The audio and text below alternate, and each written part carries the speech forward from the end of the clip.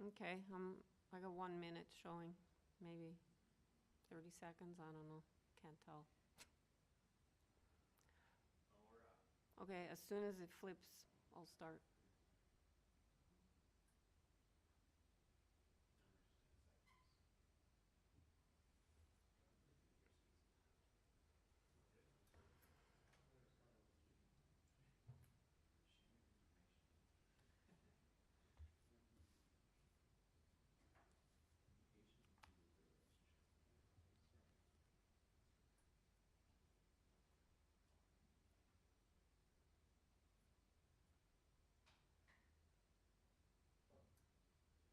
Okay. Good morning. During the declared emergency in the City of Toronto, Committee of Adjustment virtual public hearings are being conducted via WebEx, an online digital platform, and will be live streamed on the Toronto City Planning YouTube channel. These measures are necessary to comply with physical distancing requirements and a provincial order that limits attendance at public gatherings. My name is Nancy Oman, and I will be chairing this hearing. Panel members participating via WebEx and who can be seen and heard are Yim Chan, Peter Reid, Zahir Bayat, and Aaron Chang. City staff will be assisting us throughout the meeting, including moderating the WebEx platform. Agents, applicants, and other interested parties participating in this virtual hearing registered in advance and will be connecting through WebEx using a compatible electronic device. Their participation will be through audio only. We acknowledge that the land we are meeting on is the traditional territory of many nations, including the Mississaugas of the Credit, the Anishinaabe, the Chippewa, the Haudenosaunee, and the Wendat peoples, and it is now home to many diverse First Nations, Inuit, and Métis peoples. We also acknowledge that Toronto is covered by Treaty 13 with the Mississaugas of the Credit. In accordance with Sections 45 and 53 of the Planning Act 1990 as amended, this meeting of the Committee of Adjustment for the City of Toronto is called to order. The Committee of Adjustment considers applications for variances from the provisions to the zoning bylaw that apply to the property, permission to extend or alter lawful nonconforming uses, and consent to sever property to create new lots. Anyone who wants to receive a copy of the committee's decision for an application must submit a written request by email to the general email address for the Committee of Adjustment, Toronto and East York District Office. Please include your name, address, and an email address. All the Committee of Adjustment and TLAB notifications and appeal updates will be sent by email only. If you do not agree with the decision of the committee, decisions may be appealed to the Toronto local appeal body known as TLAB, or in some limited circumstances to the Ontario Land Tribunal. Appeal instructions will be set out at the bottom of the committee's decision.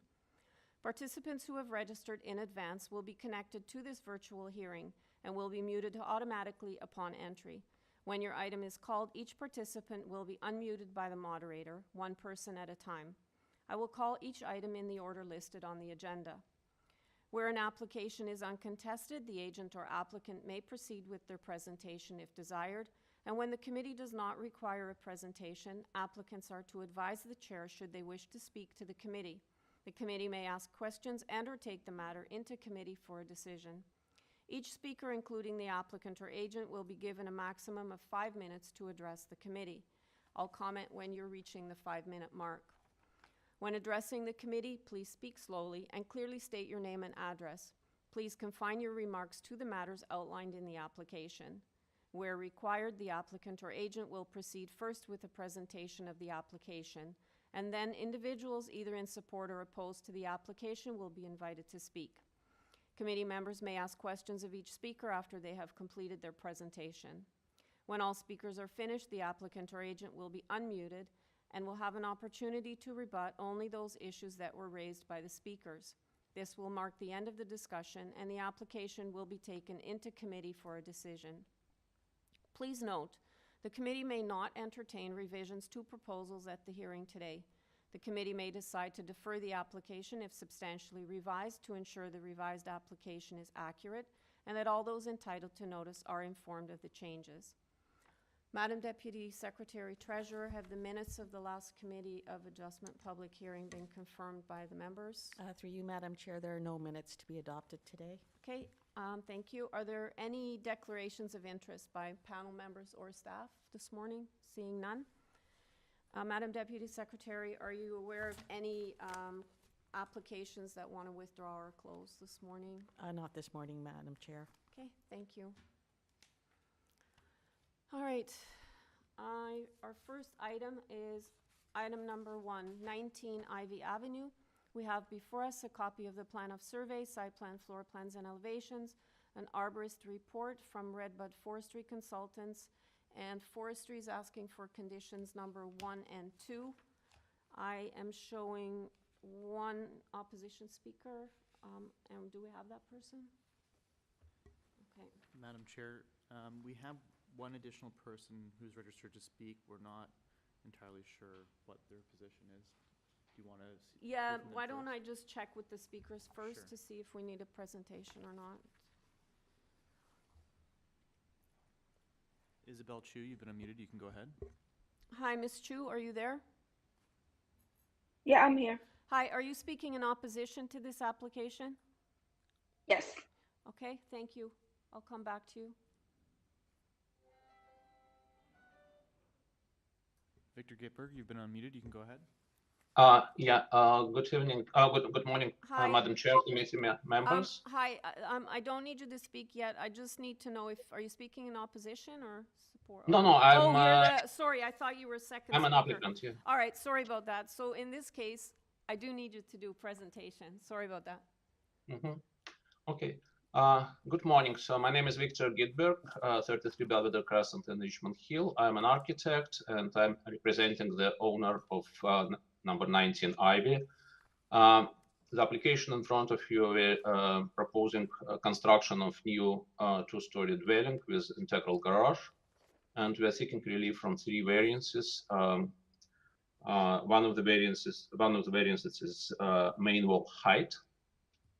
So main wall height, the reason for this variance is, I just want to mention that we are complying with overall height requirement for the building.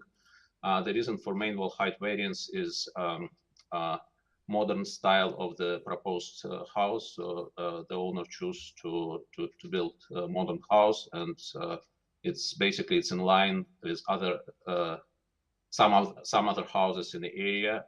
That was discussed with planning staff, and they agreed that basically our proposal is within the character of the neighborhood.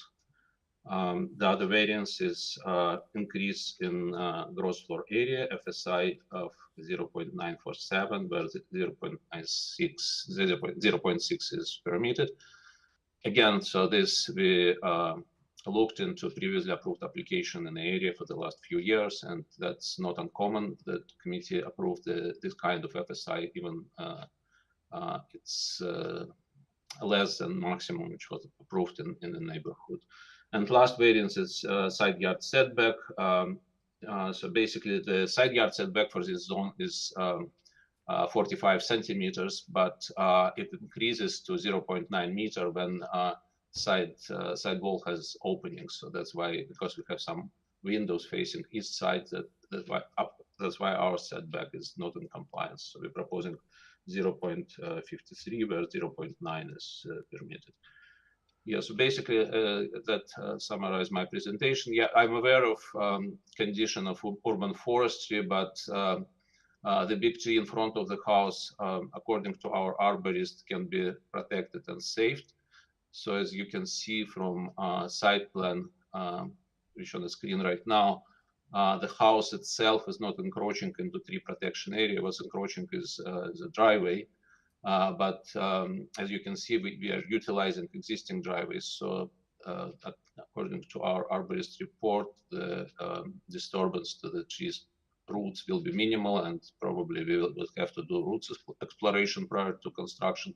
But it is our intention to preserve this tree, and we will work with urban forestry on this issue. Okay, well, that's great if you're able to save the tree, but we haven't heard anything, so we'll just stick with the conditions that they've given us, should we approve the application. So I'm gonna go to the opposition, and then we'll have you back to answer questions and speak to what the opposition says. Okay, Ms. Chu, are you there? Yes, I am. Hi. Hi. So I hi. just need your name and address for the record, and then you have 5 minutes. Yeah. Name is Isabel Chu. Address is 23 Ivy. Okay, go ahead. All right. So really, there's just two concerns. One's based on the drawing. It looks really close to the building we're in. So we're the building right beside it, 21 and 23 Ivy. I can't really understand in terms of the clearance beside it. It looks like it's side by side. So that's a little worrisome. Wanted to know if there's any adjustments there. And then the other thing is we have a retaining wall in the back that I'm pretty sure it's one straight back wall between possibly 17 to 23 Ivy. Was there any exploration done in terms of this major construction, whether that wall is going to hold? Because if it doesn't hold the whole wall, it's going to collapse. And we had some concerns when we moved in a couple of years ago when we had to do some repairment for that. So those are the things like I don't know if we see anything from the plans and worries because we're right beside them. Okay, well, I'll have Mr. Gutberg address those concerns. And anything else? That's everything? And the other thing is, are there going to be clear guidelines and policies in terms of like when they're going to be adhering to all the construction timelines and like throughout the day, noise control, anything like that? I mean, the bylaws are there. It's up to the construction people and people working on the project to abide by the bylaws. If they're not, you can call the city, you can call 311, but that's not the committee. The committee has no jurisdiction over that. We just deal with the variances. Okay. Okay? Sounds good. Okay, Mr. Gutberg? In terms of construction schedule, like we don't know it yet because we still have to get clearance from urban forestry. We have to obtain building permits, so that may take some time, and it's very hard to say what the startup date will be. But the owners, they want to proceed as soon as possible. Now, in terms of grading situation and retaining walls, part of our submission will be a grading plan prepared by a professional engineer. And it will be submitted to the building department for review. And obviously, we will obey all the rules and follow the regulations. As far as I know, the grading review conducted in such manner that there's no damage to adjacent properties and no additional water shed on adjacent properties. So that's a guideline, and that's the way we are going to proceed with grading design. I honestly, I didn't catch the first question about houses being close to each other, or what? I'm sorry, if you can repeat your first question. I think the question was, it appears like you're coming quite close with the setback to the house, so. Well, yeah, on like as I said, we basically the setback for this area is 45 centimeters, assuming there's no openings in the wall. So the only thing that created variance for side yard setback on east side is the fact that we have some windows in this wall. Like on the west side, we have the same setback, but it's not there's no windows, so that's not a variance. And yeah, so that setback typical for the area and actually similar to setbacks or adjacent houses to the property lines. So I think we're over the on the west side, we're over the permitted minimum. Okay, does that answer your question, Ms. Chu?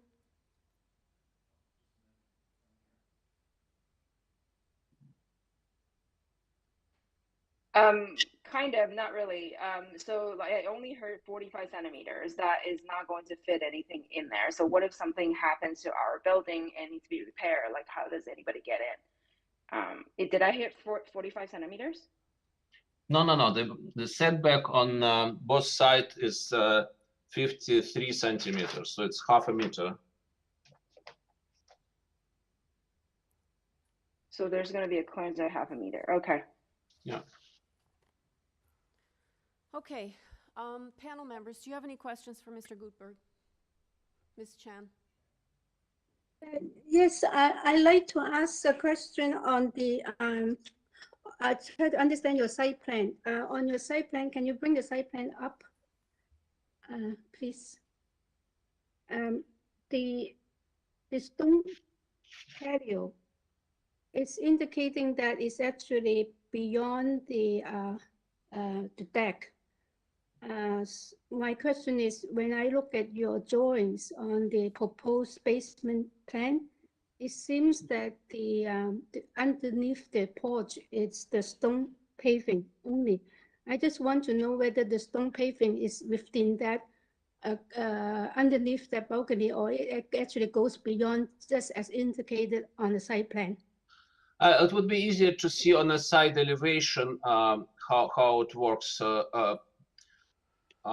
Yes, Yeah, so it doesn't that's seem. front. If you can scroll, yeah, okay, yeah, that's a good. Yes, I understand that underneath the balcony, there's a, you said the stone paving as a patio, but on your site plan, the stone paving is a grade that is go beyond that paving. So that means, it doesn't mean that there's more stone paving beyond that. Yes, area. exactly. So basically, on the site plan, we cannot show both. Sorry, we cannot show both because the site plan is representing like first floor elevation. So at first floor elevation, we have balcony, and then right underneath the balcony, we have this deck. So we have walkout condition at the back because grade at the back goes down. So as you can see, the basement is completely exposed at the rear of the property, and then yeah, we're planning deck underneath the balcony. Yes, I understand. Yeah, thank you for that. But only because it means that there were actually more stone paving at grade. I'm just thinking about what type of pavers you're going to use. You know, to be honest with you, we decided to substitute. Like we worked on drawings and more details, and we decided to substitute the stone deck with regular wooden deck. So it will be just wooden deck supported on sonnet tubes. So that's the last decision owners made, and we originally I were planning stone like interlock patio on grade basically, but owner decided to go with wood frame. So it will be similar structure to the balcony. It's same wood frame structure. Oh, I'm talking about the part that is beyond the balcony on your site plan. Beyond the balcony is just the patio on grade. It's interlock patio on at the grade level. So are you planning to use permeable pavers there? Permeable.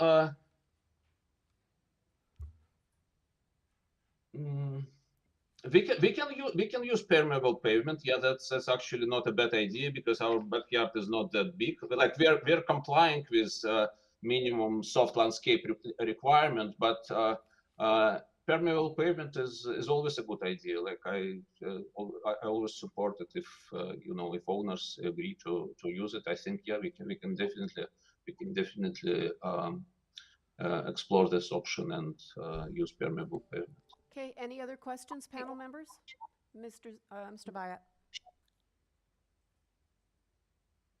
Just a quick one. From the site plan, from Sylvia rather, I'm just trying to figure out, are you using the existing footprint of the, going to be using the existing footprint of the house? No. We are not using existing footprint of the house. We're using existing footprint of the driveway to protect the tree.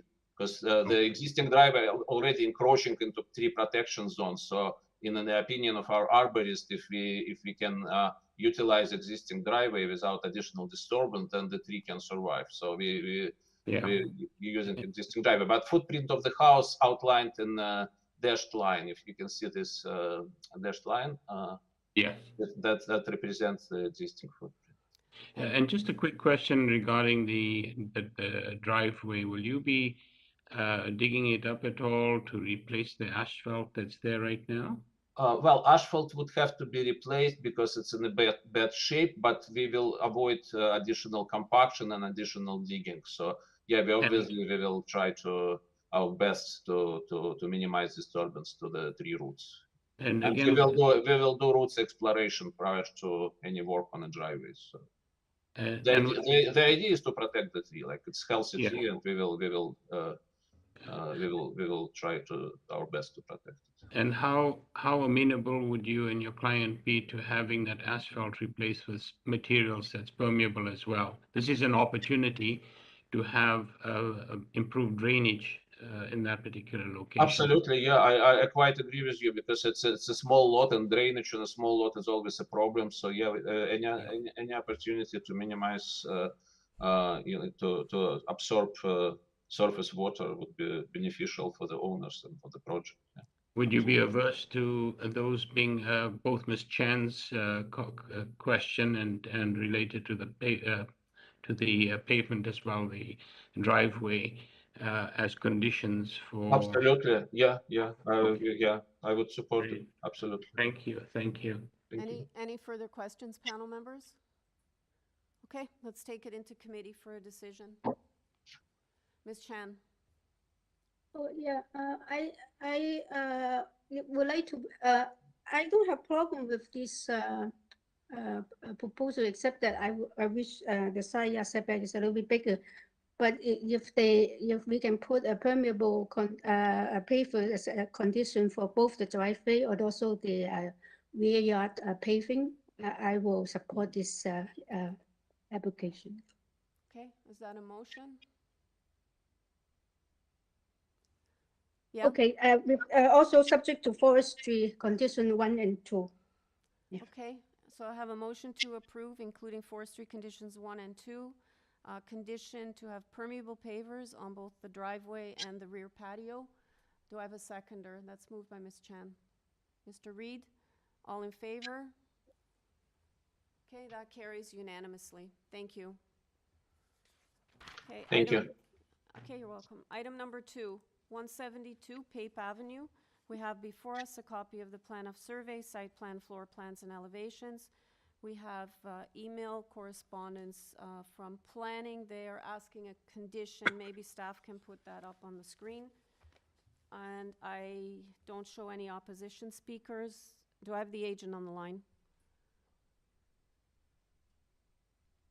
Kavitha, you've been unmuted. You can go ahead. Hi there. I'm representing the individual who drew the drawings. Can't be here today, but I'm representing the owners at 172 PAPE Avenue. Hari Viswanathan, if you don't mind muting him, he'll be able to describe the changes. Actually, I'm going to go to my members. We probably don't need a presentation on this one. So let me see if the members have any questions for you. Anybody? Any questions? Okay, are you aware of the planning condition regarding the front yard setback be limited to the front proposed one-story porch enclosure in addition or in accordance with the dimensions shown in drawings A100, A307, and A308?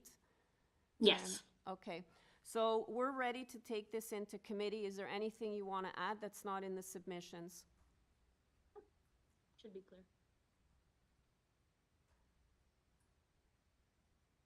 Hello? No. Oh, okay. All right, panel members, let's take it into committee then for a decision. Mr. Reed. Thanks, Chair. I think this is a very straightforward application, and there are a handful of other porches that have been enclosed in the immediate area. And I think the fact that the applicant has retained large windows in the porch goes to lessening the impact in the front. So I think there's no negative impacts to this. And I move approval of it subject to the planning condition. Okay, do I have a seconder for that? Okay. Mr. Chang, so motion to approve, including the planning condition, moved by Mr. Reed, seconded by Mr. Chang. All in favor? That carries unanimously. Thank you. Item number 3, 1626 Dufferin Street. We have before us a copy of the plan of survey, site plan, floor plans, and elevations. We received presentation materials from Ms. Evangelista, the agent, yesterday. We have forestry asking for condition number 1. And I'm not showing any speakers other than the agent. Hi, are you there, Ida? Good morning, Madam Chair, members. Ida Evangelista on behalf of Mr. Lisho, who owns 1626 Dufferin Street. Okay, I'm going to go to the panel. I don't know if we need a presentation. don't think so. So I think we'll go straight to questions if there are any. Okay. Mr. Bayat. You're muted.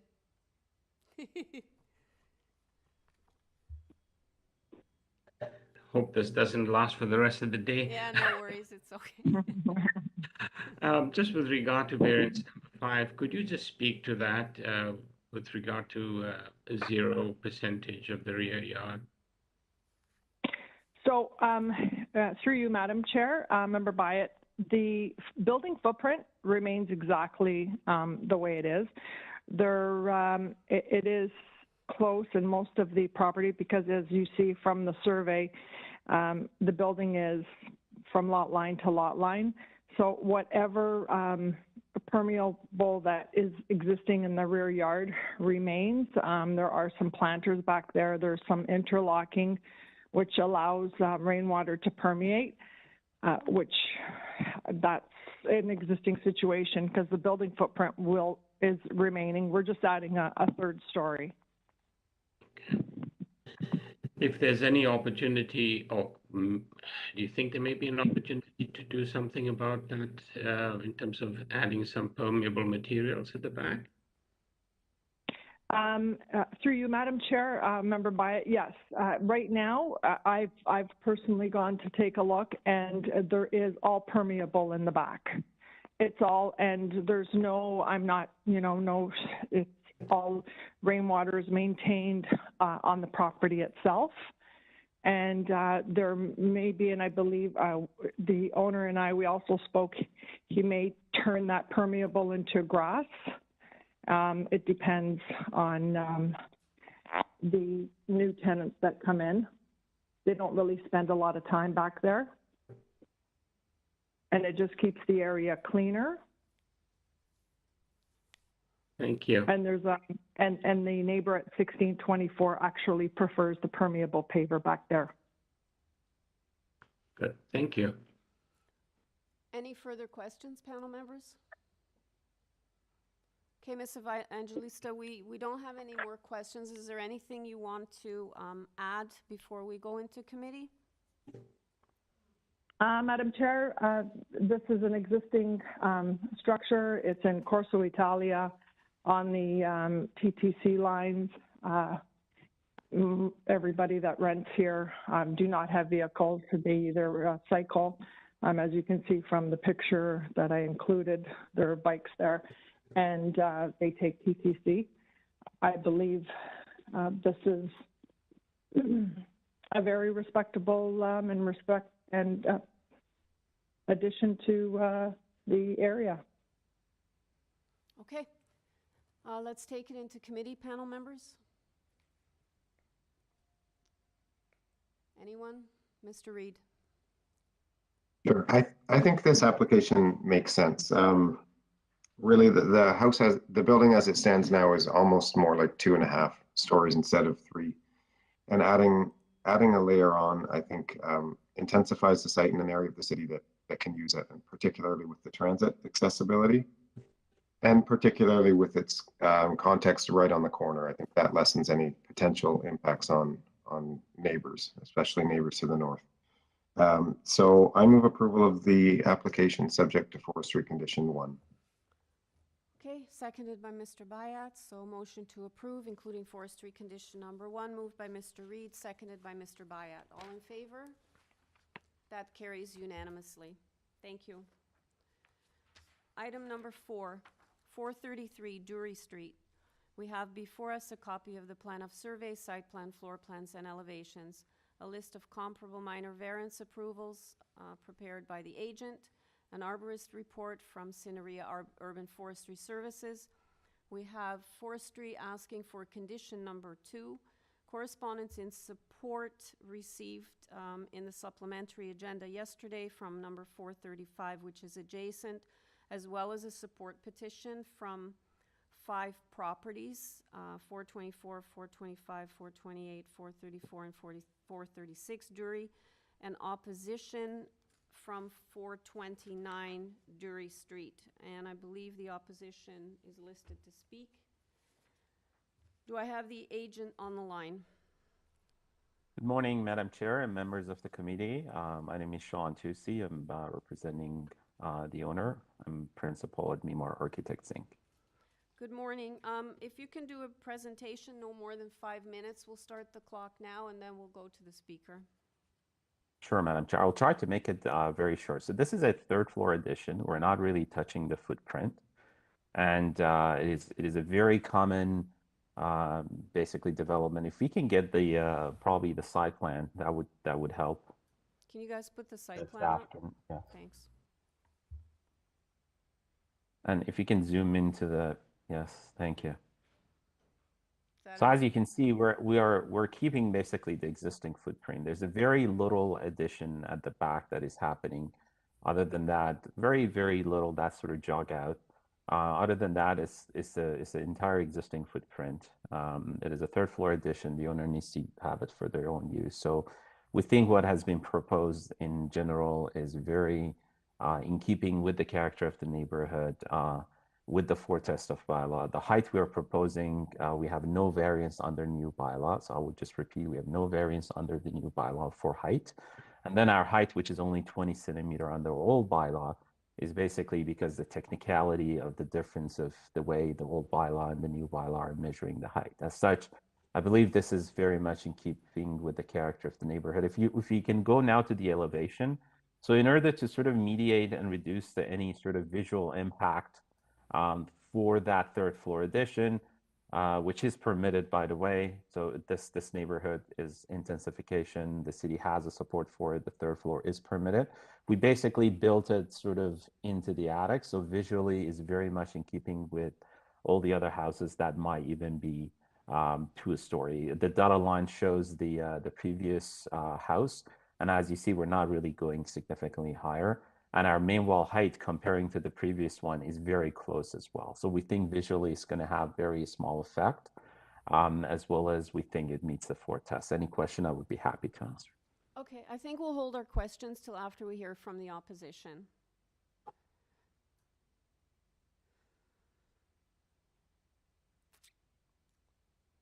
Hi, Ms. Girdauskas? Good morning. My name is Eugene Gerdauskas. Can you hear me? I can. And what's your address, sir? I live at 429 Durie Street, next door and south of 433. Okay, we're going to start the clock now. You have 5 minutes. Go ahead. I am speaking on behalf of myself and my wife, Ruta. We always knew that when our neighbors of 40 years moved on, the new neighbors would have to renovate, possibly build on, improve, and make changes to their new house and to our view of it. Seemingly a nice, friendly family, our grandchildren even play with their children. They talked to us about different things they had in mind for renovating their house, from a two-story addition at the beginning into possibly a third floor addition with a deck on the back, then a deck with a basement, and on and on. Last fall, they showed us some preliminary plans and a rendered picture of what they were considering, but their planning was continuously in flux. They told us that the design they were considering would require some very minor variances in order to be built. We only found out when we received our notice of public, now knowing what the variances were being applied for. When we downloaded the material referred to in the notice of hearing in the Application Information Center, it became clear to us that our neighbors were not that forthcoming with their planning, as we found out that they could have given us zoning notices they received last October with all the required variances listed. We could then have carefully studied their plans and given input. The two variances, number 2 and number 3, are the ones that have the greatest impact on our property, and we do not consider them to be minor. We asked the neighbors why they chose a mansard roof, and he explained very plainly it was to maximize the use of space. The roof, as it is designed, requires the eave to be placed on our property line. A 21 square meter area of the south-facing hip roof would drain down a nearly vertical slope with a fall of almost 3 meters into an eaves trough at our property line along the whole 10.5 meter length of their roof. We feel that this could be a bad experiment, and flooding onto our property could be a real possibility, especially during heavier rainfalls, which seem to be ever more prevalent these days. Our neighbor to the south of us at 425 Durie added a third floor to his house several years ago. Even on a smaller lot than 433, he managed to conform to the zoning bylaw without requiring any variances. We asked the committee to not approve variances number 2 and number 3, as they are not minor. One more point I would like to speak to is the confusion, at least in our mind, regarding the covered rear deck. In the site plan A01, it is shown as new excavated covered deck. In the same set of drawings at the Application Information Center, drawing number A11 shows a solid wall under the deck, and in the drawing A13, a poured floor is shown under the deck. Perhaps the committee could ask for a clarification of this set of drawings, at least for our benefit. Thank you for your time. Thank you very much, sir. Panel members, do you have any questions of the speaker? Seeing none? Okay, thank you. Mr. Tusi, are you there? Chair? Yes, Hi. Madam Chair. Great. Can you speak to the issues raised, please? Yes, I believe I've put them in two categories. One is the general request to just comply with the bylaw, which I can't really comment on it. The purpose of a committee is that when people build houses and they can't comply to the zoning bylaw because of the existing restrictions, for example, like a good sample of that is this project. So that would come to committee, and it would be the decisions of the Committee of Adjustment to see if they meet the 4 test of the bylaw. The second thing, my understanding is that the concern is around water management. Obviously, if you even hear from the neighbor comments, the owners have been very closely working with them, trying to share the design. Obviously, they didn't design everything, every little step with them, which I think we all understand that the design goes through a lot of changes. It's not just the neighbors that ask that they would like to share. It is the owner themselves, the planning staff, the zoning staff, different departments in the city. So a design goes through a lot of changes until it comes in front of you. So the design you see has the support of the city.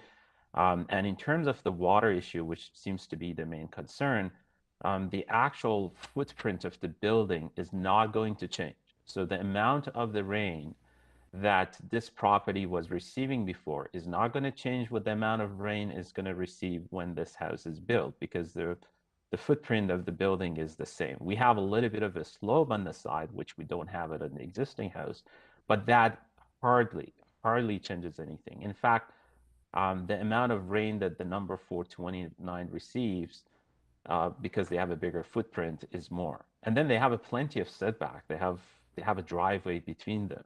So I can't imagine it is going to have any, even if there is very slight increase because of those very little slopes, that is almost like a wall. I can't imagine. Having said that, we would be happy to work with the owner. And as we move this forward to the next step, which we have to prepare grading and we have to think about the water management, would be more than happy to work with the city, work with the neighbor, to make sure that even that little increase, if any, will have no impact on the neighbors. And then I believe for that, the issue for the deck, it's basically very obvious in the drawing. It's a typical wood deck and it has a cover in the top. And I believe none of the variances are related to that, is in full compliance with the bylaw. Any question, I would be happy to answer. Panel members, do you have any questions for Mr. Tusi? Mr. Bayat? Just 2 questions, if I may. On the site plan, you've got, bear with me, I'm just going to scroll up to my copy of it. You've got a patio at the rear. Bear with me. Where am I looking now? I think it's on the screen too, if you can see it. Thank you. So at the back, you've got new paved patio, what materials are you planning to use there? And what materials are below the new covered deck that you're going to be building? Through you, Madam Chair. So the actual deck is made of wood, so it is sort of permeable on a surface. And then below that is a dirt, which typically gets covered by gravel, which is again permeable.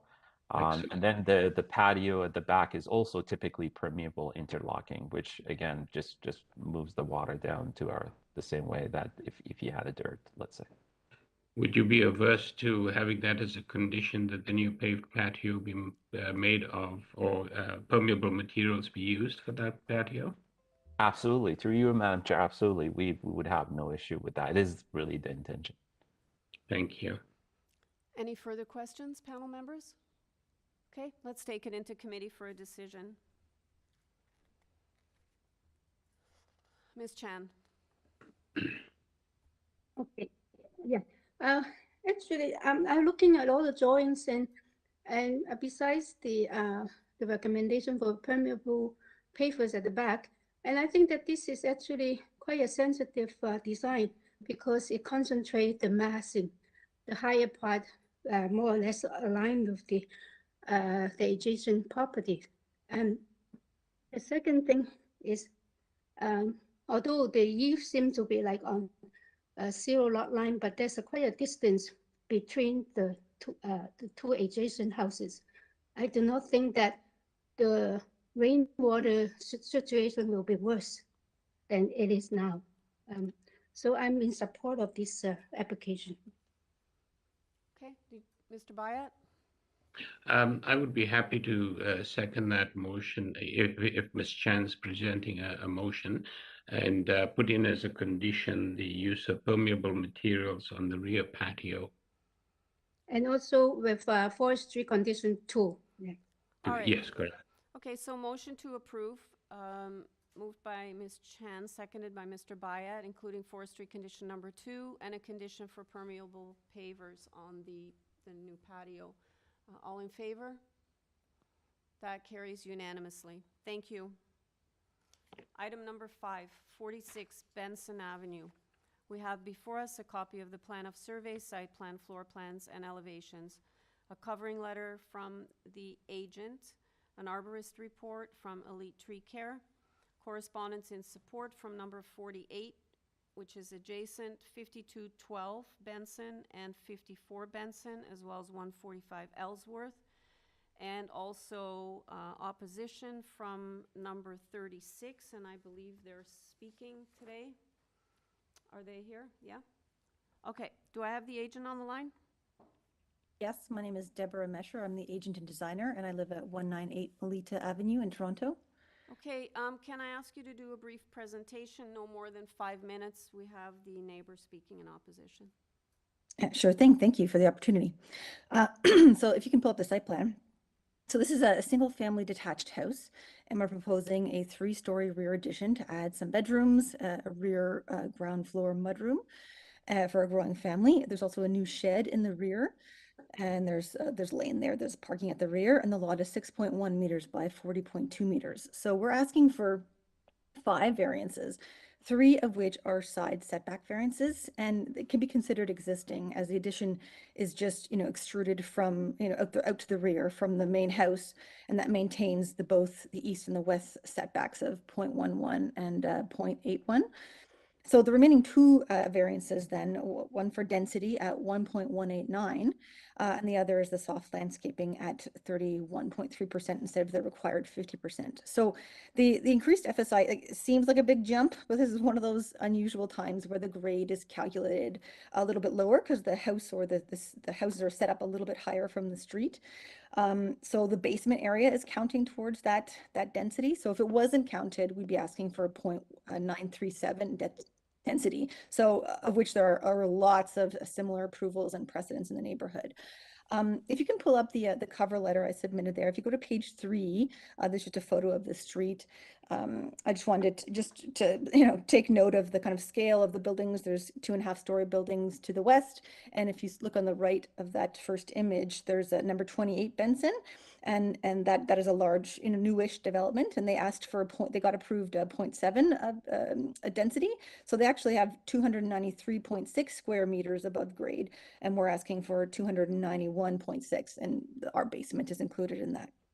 So speaking to other precedents, there's 130 Benson, they got approved 1.03 density, 184 Russian got 1.24, 101 Ellsworth got 1.0, 43 Hawken 1.01, and 132 Ellsworth 1.04. So those are the most kind of similar ones, but there are lots of other comparables. So speaking to the last kind of the fifth variance there, or about soft landscaping, is actually we're increasing it from the existing. So there's a large patio there, and there's only currently 27.9 square meters of soft landscaping, and we're actually bumping it up to 31.82 square meters. So it's one of those weird things where we're doing a better job getting more soft landscaping there. So speaking to the impact, it's always important in the design process to consider, especially on neighbors, how this development is going to impact them. So early on, we did approach, and this is early on, like a year ago, June 2021, we did approach the immediate neighbors to ascertain any of their concerns. And so these are south-facing houses, by the way. So there's already, the houses themselves shade the rear yards. But the number 36, the east side neighbor, did express a concern about shading and view in the already shady yard. So we did prepare a shading study to kind of explore that impact. And if you go to page 6 in that cover letter, sorry to keep flipping, go back to page 6 there.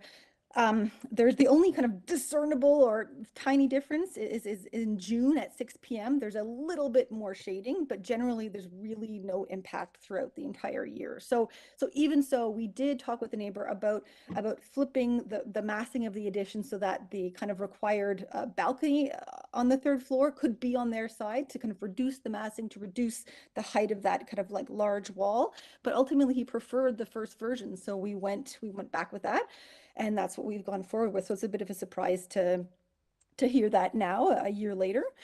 So I guess to summarize, I think this is an appropriate development for a detached house on a large lot of this size. It's keeping character of the neighborhood, both because we've set back the front addition to kind of maintain the vernacular look of a 1920s house.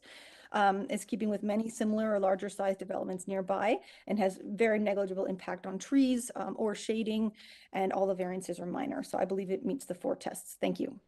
Okay, thank you very much. I'll have you back after we hear from the speaker.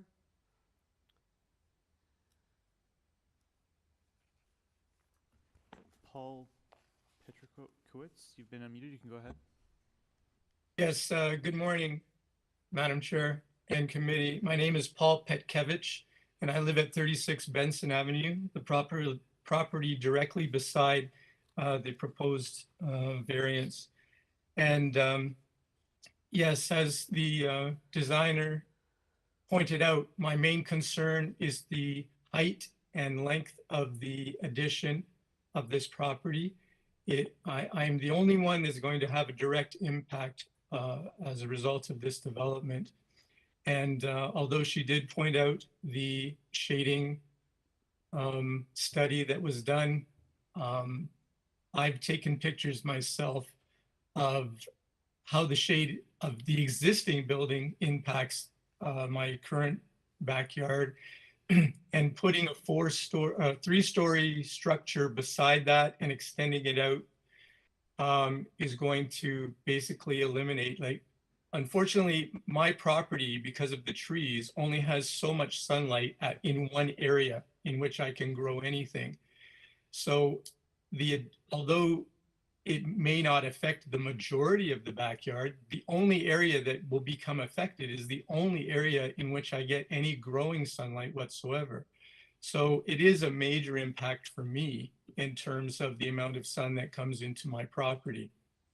And so, yes, she did propose to move the balcony to my side, but then what that does, that I lose privacy on my property as a result of that. So yes, that's why I said, no, I'd prefer the first one. And my neighbors understood my concerns about that as well. And I do understand their need for more space. We've had a great relationship over the years, and their family is growing. I understand that. And it's just that it will affect me in terms of my backyard. I'd also like to point out in the arborist report, there is a mistake in the Appendix 1. The trees are identified incorrectly in Appendix 1. Tree 3 and 4 are labeled incorrectly on Appendix 1. And since one of those trees is slated to be injured, I think we need to know that there's a mistake there. I really don't know what else. I've never done this before. I apologize for my inexperience with this, but just looking at Mr. Cheng's behind him, the beautiful backyard he has, obviously he appreciates what it's like to have a nice backyard. So I will conclude by saying that that's really my concern with this project. Okay, thank you very much. Ms. Mesher, are you there? I'm here, yes. Yeah, can you briefly just speak to the issues raised? Yeah. So the issues that Paul did bring up, he specifically mentioned height and length, and those are not either variants that we're going for. The height is not an issue. We're under that in the bylaw as with the length. So that we could build an addition of that height and that size as of right. So those are not concerns right now. Certainly, there is, in Toronto, we are right on top of each other. There is that concept of no right to a view, and we don't want this to impact his backyard. We don't want to have any negative feeling between neighbors, certainly not. But this is a development that is very common. It's reasonable in size. We're only going back 13 and a half feet there at the rear. It's not even really going very far, and they already have a kind of a shed addition about that size anyhow. So it's other than the kind of that minor bit of shading in June that we looked through, yes, there will be a wall there. I do have empathy for that the look of the backyard will change, but I think that with the 5 mature trees that are back there it's going to look a lot similar.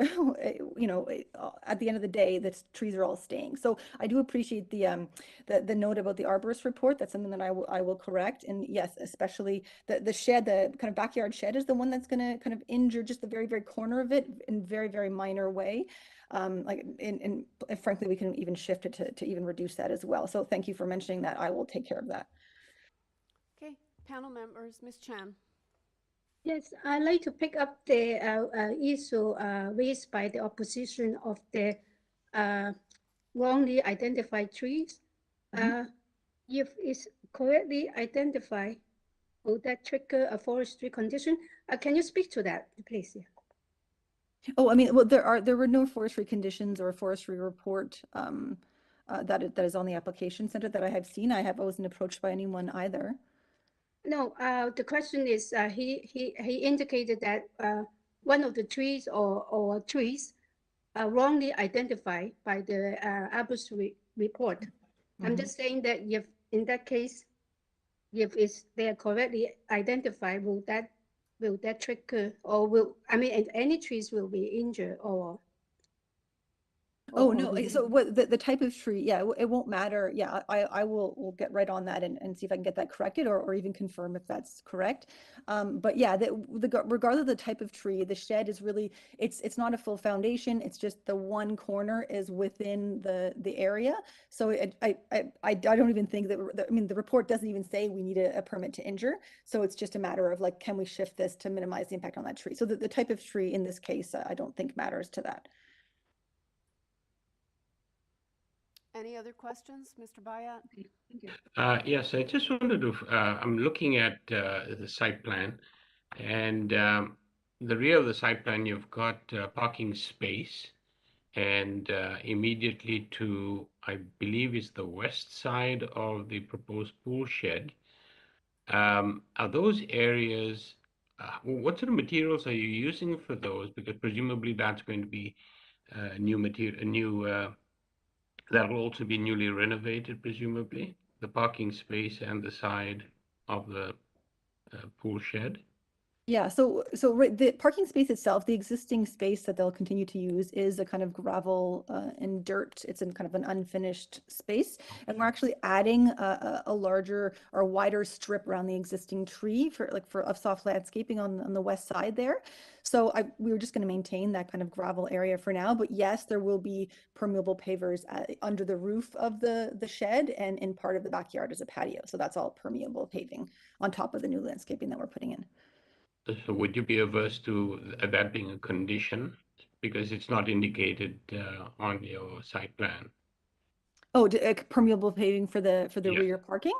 Certainly, yeah. I wouldn't be averse to that. Permeable paving, particularly for the area around, because you presumably the parking space areas remaining with the gravel, but it's the pool shed area. Oh, yes, yeah, absolutely. Yeah, no problem there to make it permeable. Sure.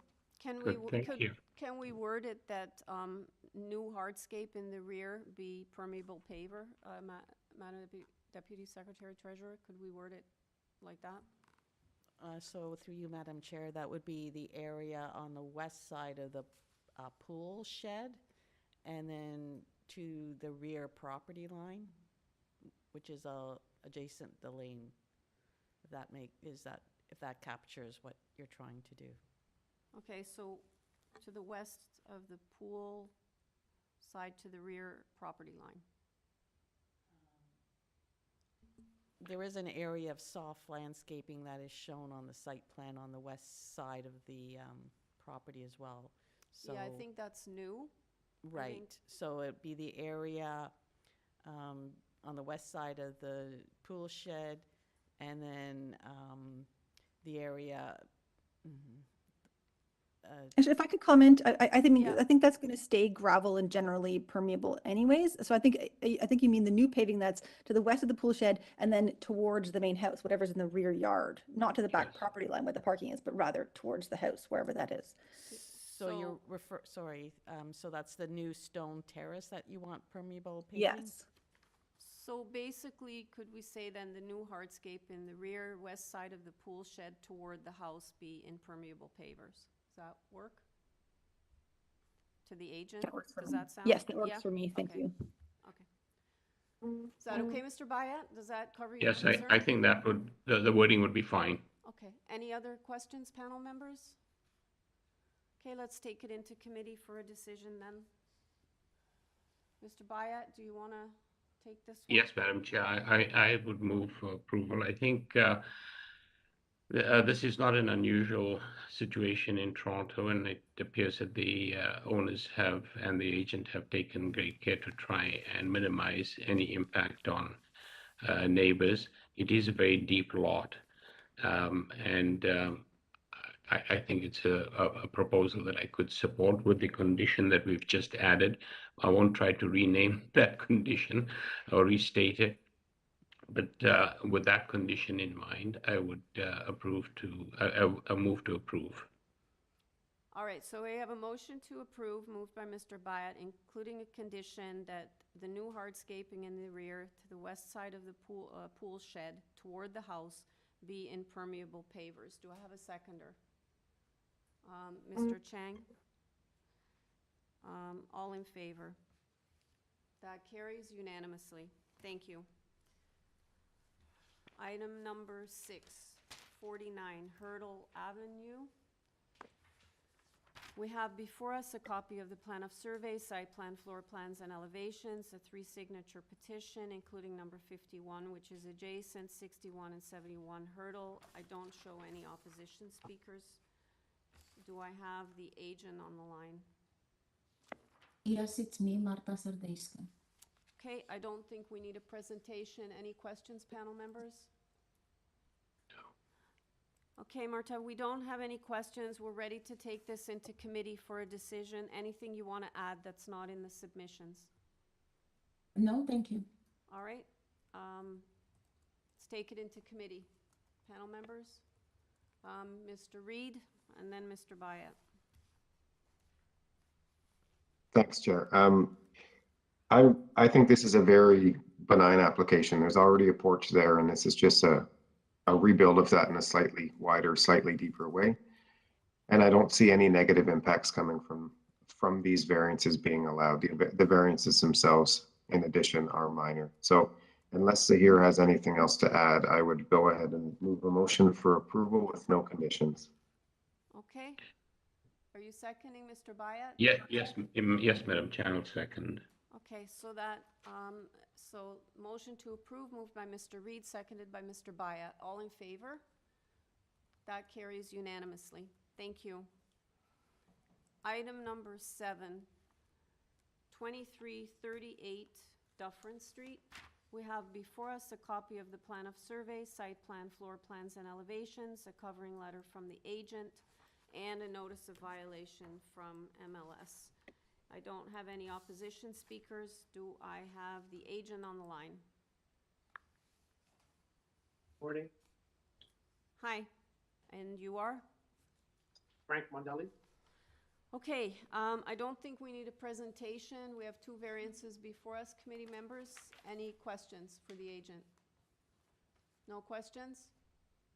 Okay, sir, we're ready to take it into committee for a decision. Anything you want to add before we do so?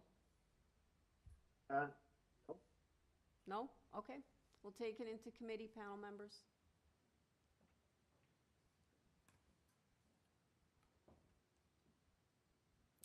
Mr. Reed.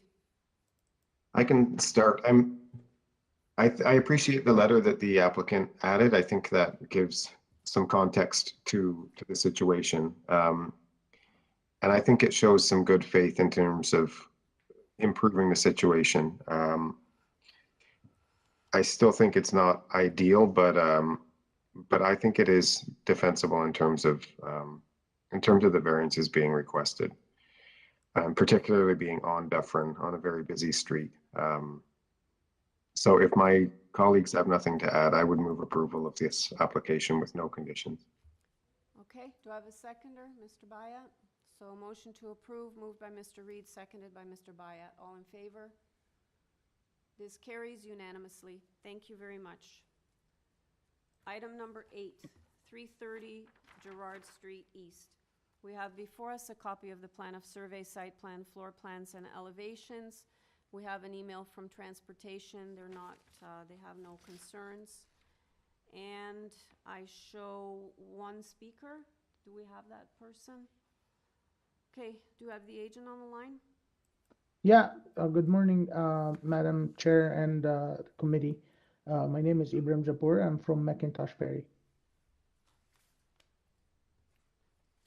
Okay, so we don't have a speaker on this one, right? Or just the agent? Okay, sorry, I was looking at the next one.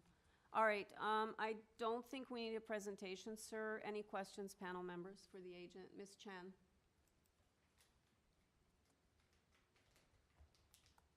I'm sorry, I think you're muted. Yeah, she's muted. Sorry.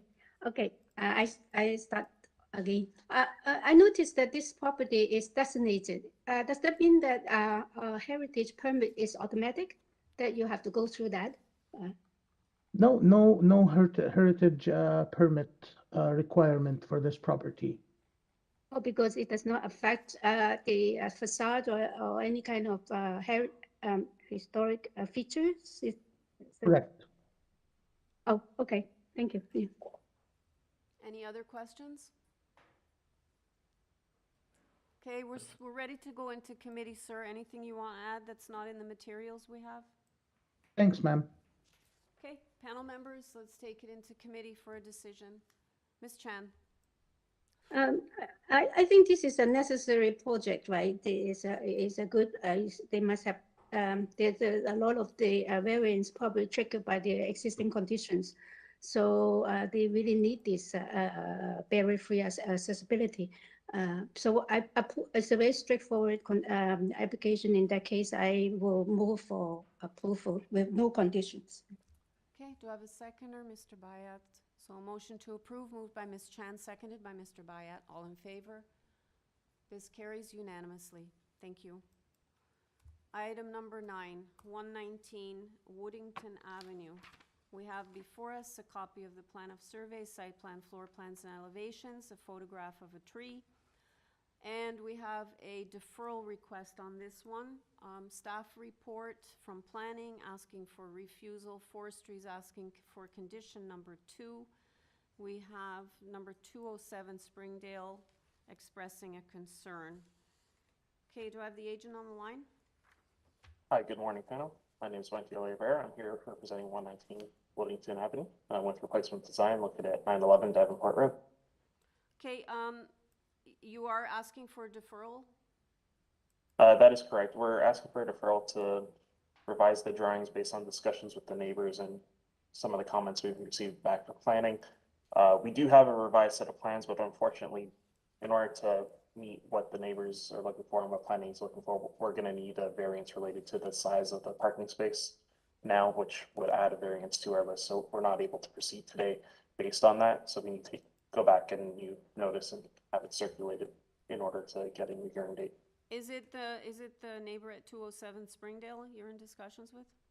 Yes. Okay, let me just go to the neighbor. I think they're on the line just to make sure they're okay with the deferral. Certainly. Okay, thanks. Yes, good morning, committee, Madam Chairman. My name is Gordon Dobbin. My wife and I, Janice McBain, are the owner occupants of 207 Springdale Boulevard. Hi, just on to the deferral. So you're in agreement, I assume, since you're having discussions, you're in agreement with the deferral request? Yeah, yes, I'm fully in agreement regarding a deferral request and look forward to those discussions with the agent. Okay, thank you very much, sir. Okay, Mr. De Oliveira, if there's anything else you need to add, otherwise we'll take it into committee to vote on the deferral. No, I believe that's straightforward. Okay, great. Panel members, let's take it into committee. This is for a deferral request. Mr. Reed? Thanks, Chair. I think this is a reasonable request, and I'm glad to see that the applicant is responding to city planning's and the neighbors' concerns. So I move to defer the application so that it can be improved. Okay, do I have a seconder for that motion? Mr. Bayat? All right, so motion to defer, moved by Mr. Reed, seconded by Mr. Bayat. So that's 3 months or first available date? First available. First available date. Okay, all in favor? Okay, the deferral carries unanimously. Thank you. Item number 10, 29 Dixon Avenue. We have before us a copy of the plan of survey, site plan, floor plans, and elevations. Correspondence in support from Property Services Manager of HouseLink and Mainstay Community Housing next door at number 27. All right, I'm not showing any speakers other than the agent. Do I have the agent on the line? Yes, I'm here, Colin Claxton of 61 Hambley Avenue in Toronto. Okay, thank you. Panel members, we have 4 variances before us. Do you have any questions of the speaker? Mr. Bayat. Just a quick one. Could you just speak to the variance regarding the soft landscaping? Yes, the soft landscaping, we are, I believe, at 33%, and we require 50%. All of the 33% will be permeable in some form or another, and those decks are existing, and that's one of the variances that we are looking for. So any of the soft landscaping will be permeable. So you're not really, it won't be soft landscape, it'll be permeable paving, is that my understanding? Well, right now it's sod, so I think that complies. That would be okay, but it's not going to be permeable paving though? No, no. Okay, thank you, thank you. Any further questions? Okay, Mr. Claxton, we're ready to go into committee. Anything you want to add before we make a decision? No, I think all of the variances are minor and they comply with the 4-way test. Okay, thank you, sir. Ms. Chan? Oh, are we ready? Yeah, go. We're in committee. Go ahead. Okay, I have looked through this and I agree the variants are minor, but I like to to state that was as Sahil saying that permeable pavers are not considered soft landscaping. It's only just like a remedy when we are short of soft landscaping. And I hope that the 33% they're proposing is going to be soft landscaping. Then I will move for approval. I think it is soft landscaping. I think it's an existing condition, if I'm not mistaken. So I think. Yeah, but the applicant did mention that it's going to be permeable pavers. That is not going to replace soft landscaping. I just want to I thought he said. emphasize that. I think he said it's sod, if I'm not mistaken. It's grass. Yeah, it's short on the drawing. He did correct it after he mentioned that it's going to be permeable pavers. I just want to emphasize that it's going to be soft landscaping we're approving. Mr. Claxton, can you just confirm it's sod, that 33%? It is sod. Thank Yes. you. Okay, so you're moving a motion then to approve, so it is sod, Ms. Chan. Okay, do I have a seconder? Mr. Bayat. So motion to approve, moved by Ms. Chan, seconded by Mr. Bayat. All in favor? That carries unanimously. Thank you very much. Item number 11, 571 Clendenan Avenue. We have before us copy of the plan of survey, site plan, floor plans, and elevations. We have a covering letter from the owners, and we have opposition from number 538. And I don't see them listed. I only have the agent listed as a speaker. Okay, do I have the agent on the line? Yes, hi, good morning. Good morning. Can you hear me? Yeah. Hi, good morning, Madam Chair and committee members. I am Christina Sengyup, the owner of the property, here with my husband, Peter Gong Liu. We are speaking on behalf of ourselves. We've talked to all of our neighbors that we know who have expressed support and offered to write letters to the committee if necessary. In short, we feel our proposal intensifies our site while it keeps within the existing footprint and will be visually within the character of the neighborhood. Our proposal was inspired by what our neighbors have done, who had similar third-story additions with rear decks and enclosed front porches. So visually, our proposal will be in keeping with the character of the neighborhood, and it includes a 40 square meter vegetative green roof that could help retain more than 1,000 liters of stormwater on site. This would be in addition to the green roof that we already have on our garage that we've had since 2009. So we're hoping that this will be accepted. We're a multi-generational family, growing children and a senior, and we definitely need to have more intensification. When I first purchased the house, this was a rooming house, and the neighborhood was run down, but we're trying to stay in the neighborhood. And yeah, we hope that. Well, let's see if the panel members have any questions for you. Thank you. All right, Mr. Bayat. This is purely out of curiosity on my part.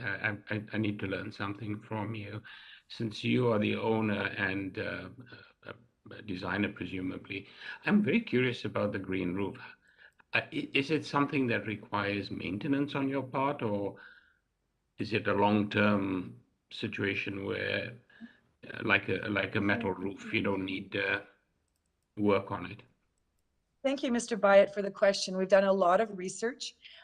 Because it's going to be at an inaccessible part of the roof, we're choosing something that is, in quotes, a soilless system. It has very, very little growing media, and it will be a sedum plant, which is an alpine plant, which is good in wind conditions. The particular roof or green roof that we're using has been wind tested, and it will require no additional irrigation or maintenance. So it might go dormant if it's really dry, but it won't die. It's the same roof that we have on, it's a lightweight roof. It's the same one that we have on our garage since 2009. And so we have a view of the garage, and we see how it thrives, and at different times how it can struggle, but it's part and process of what we are willing to live with. So the green roof itself has retention layers below it. And what you need is a watertight roof. Yeah, so you can see the existing, picture 7 is the existing garage that we have. And basically that is lightweight, but it's also a system that is used. It's one of the most popular systems in North America because it can retain a lot of stormwater. So we want to minimize our footprint ecologically and in every way, and stay here in the junction if, you know, in any way possible. Thank you. That's really interesting. Thank you. Thank you for the question. Okay, any other questions? Ms. Chan? Yes. I just want to ask about the third floor deck. Are you proposing some privacy screening or? Absolutely, we can definitely add privacy screening for both purposes. If you see picture 7 already, when we look out of our window where we took that picture of the green roof, the house immediately behind us, I'm not sure who lives there, but they're adding an addition and the house beside it added an addition, and all of their windows and our bedroom windows are looking into each other's windows, basically. So we all have, you know, blinds and curtains because that's just how we have to live in this kind of intensified neighborhood. But we will do privacy screening. I want to do more greenery up there so that it's for a lot, you know, visually, aesthetically, but also for environment purposes, keeping the building cooler and so forth. Yeah, so are we proposing privacy screening on at the rear balcony only, right? Not the front, Yes. right? Privacy Okay. screening on the rear balcony. Yeah.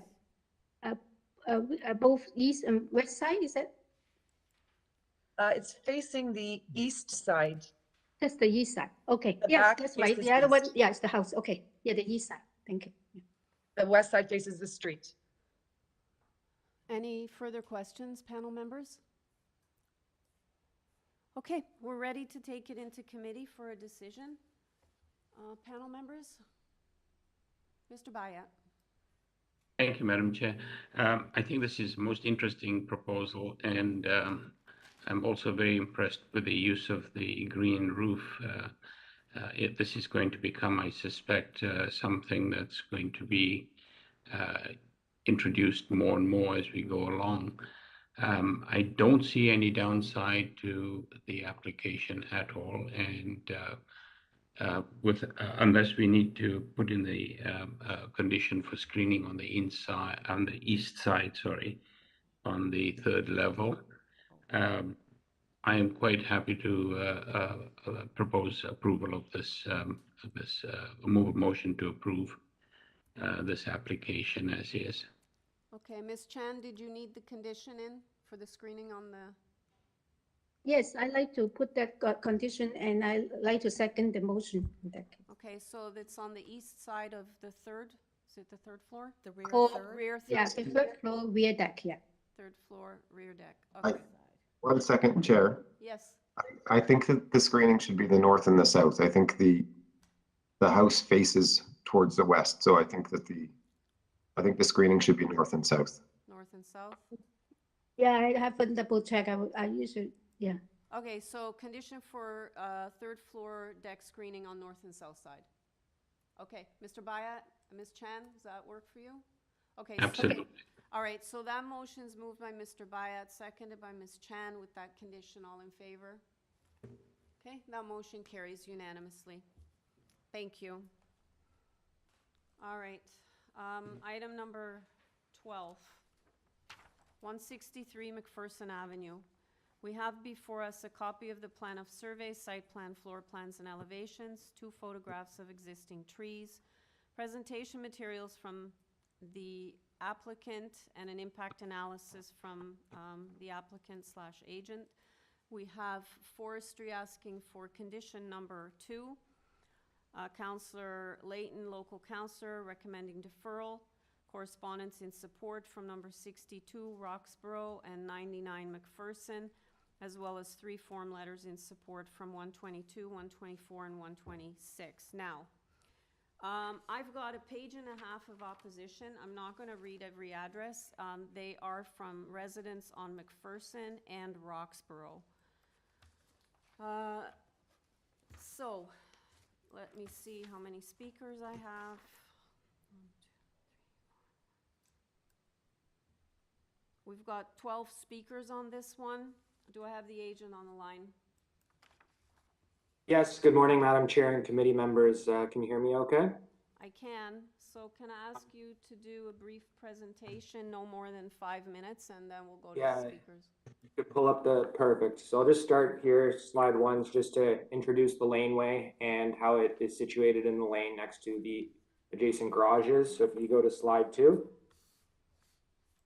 So just to summarize our variance, we only have the one variance, which is just that laneway houses are not permitted between the area bounded by Avenue Road, the CP Rail Corridor, Yonge Street, Rosedale Valley Road, Sherbourne Street, Bloor Street East, and Bloor Street West. So some key notes to take in on this application is that we did speak with city planning, and they stated that they do want laneway housing in this area and have actually recommended it on 2 occasions. And they suggested that we take this route to give us the best chances of approval with the committee. So we did the design completely bylaw compliant with the exception of this single variance. The variance was put in place due to a request from the ABC Association to have their neighborhood exempt from the changing lanes policy passed in 2018. The laneway for this property is located in the Summerhill neighborhood, not the Yorkville neighborhood, and is considered a prime location for laneway development back when changing lanes was proposed. It is not a heritage site. This shared laneway between MacPherson and Roxborough already has a number of oversized garages, many with rooftop terraces. Sunlight exposure and privacy is not a concern because the massing of the garages on this lane have more shade impacts than the compliant laneway house with an angular plane. We have conducted a shadow study to follow that proves this as well. There's emergency vehicle access to this lane with multiple points and it is near vicinity to fire hydrants. Parking is not a concern either because the first level parking will remain. So the parking situation will be exactly the same as it is now. A number of the Summerhill neighborhood residents are in support and would like laneway housing in the area, given that the laneway house complies with the rest of the laneway housing bylaws as we do in this case. If you go to the next slide, I just kind of want to explain who the ABCRA is. So the ABCRA is a volunteer residents association committed to enhancing the quality of life in the neighborhood through active participation in municipal issues. And here are some reasons why they're opposed to laneway housing in the neighborhood. They're opposed because there are a number of heritage sites, sunlight exposure and privacy will be impacted, emergency vehicle access, garbage pickup, and parking are concerns, and density is a concern. And I just want to explain why this application should not apply to those concerns. There are no heritage sites on this laneway or the streets adjacent to this laneway. Most of the ABCRA members are in the Yorkville area, not Summerhill north of Ramsden Park. Sunlight exposure is more greatly impacted by the detached garages. Emergency vehicle access, garbage pickup, and parking for this laneway and the adjacent street are good, and the parking status will be maintained. And laneway housing is a great way to add more affordable housing in a midtown central neighborhood in Toronto.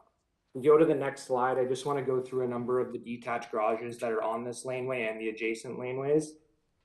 So here are just some photos as examples. So if you just go to the next slide as well, the next like 4 slides are just examples. So on the right here is actually an existing coach house that's on the Gibson laneway, just 1 laneway over to the south. Go to the next slide. All of these are detached garages on the same laneway that we're proposing the laneway suite. Same with the next slide. These are all existing approved detached garages on the same lane. Same with this slide here. And then the next slide shows the subject property directly beside a large detached garage as well. And then next slide, I just wanted to get into a shadow study that we conducted to illustrate the impact of sun exposure and shading during all 4 seasons and throughout the day. The key takeaways that we got from this study was that shading is the most relevant and impactful in the morning and during the winter season, and the adjacent detached garages have equivalent or more impact on shading than the laneway house due to the flat roof design of the garages and the overall massing of the detached garages. So this shows 9 a.m., 1 p.m., and 5 p.m. for summer. The next slide shows fall. The following slide shows winter, and the next slide shows spring.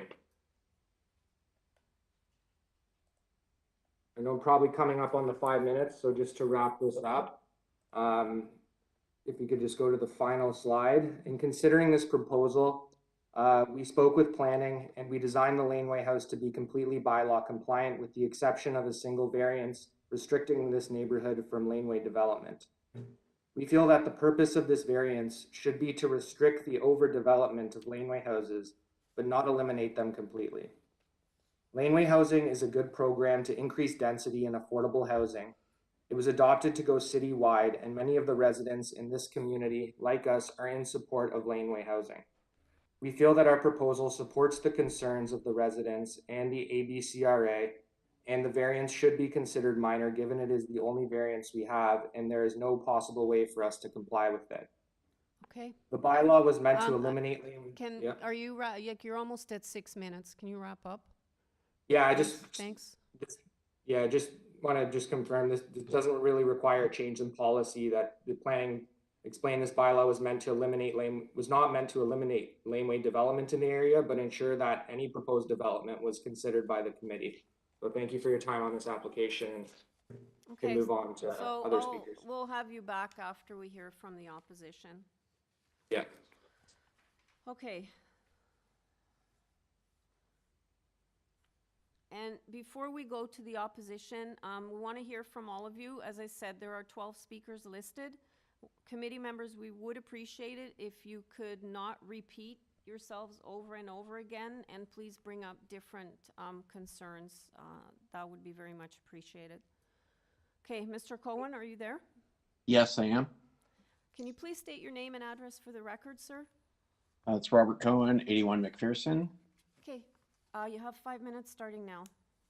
Okay, I'll be as quick as possible. The ABC Residents Association has already put a moratorium on laneway housing. So effectively, what's the point of a residents association if they aren't effective? My second point is there was a UBC study done on laneway housing that says that reduction of value of houses in an area ranges between 2.8 and 4.8%. So I don't believe I'm in the business of subsidizing my neighbors against the value of my house.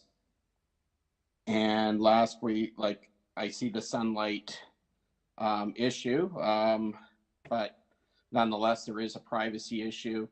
I would feel that if my neighbors on either side of my house were to build these type of homes, I would feel closed in. I would feel like there's people looking into my living room or into my patio area. The parking traffic in this back lane is a disaster. There's a lot of people that park illegally. It's not very well enforced. And it would just make it even more difficult to pass through the lane.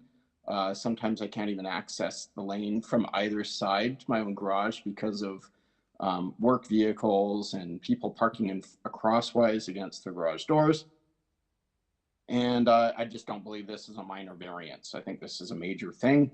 And then as far as the design goes, I don't even like the design of this. To me, it looks like a 1950s robot head. So that's all I have to say. All right, thank you, Mr. Cohen. Any questions for the speaker? Seeing none, thank you, sir. Next speaker, Lorraine, are you there? Oh, hello, Lorraine Morris. Hi, and your address? Oh, I'm at 167 McPherson Avenue. Okay, go ahead. We're starting the clock now. Thank you very much. As I said, I'm at 167 McPherson Avenue together with my husband and son. We are 2 houses down, so 2 houses adjacent from 163 McPherson, so I am an immediate neighbour. The first point that I would like to make is I do not believe that this construction proposal constitutes a minor variance to the zoning bylaws.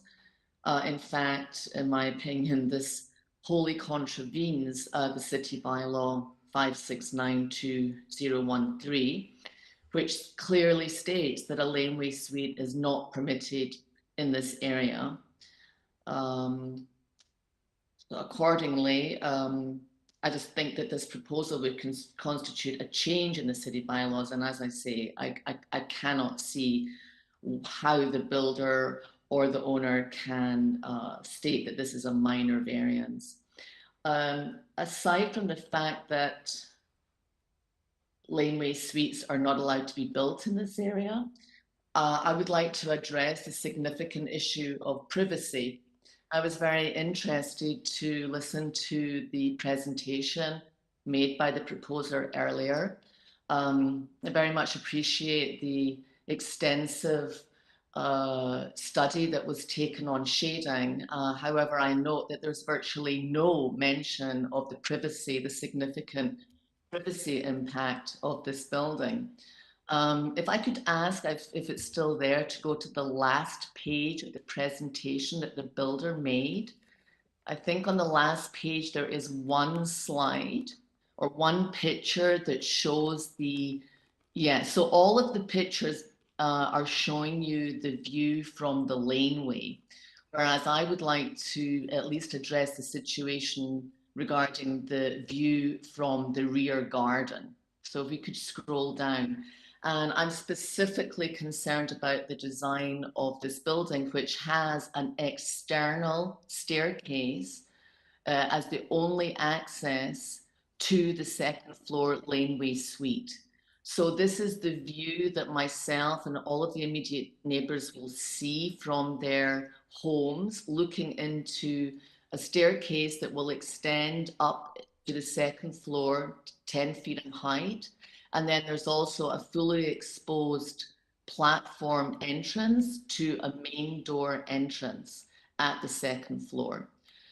So privacy is a significant concern with design.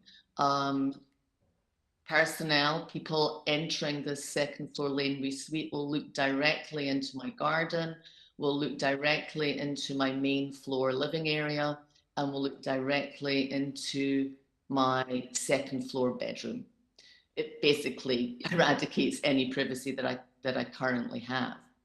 My last point would be that there's been absolutely no consultation with neighbors, as far as I'm concerned, from either the owner or from the builder.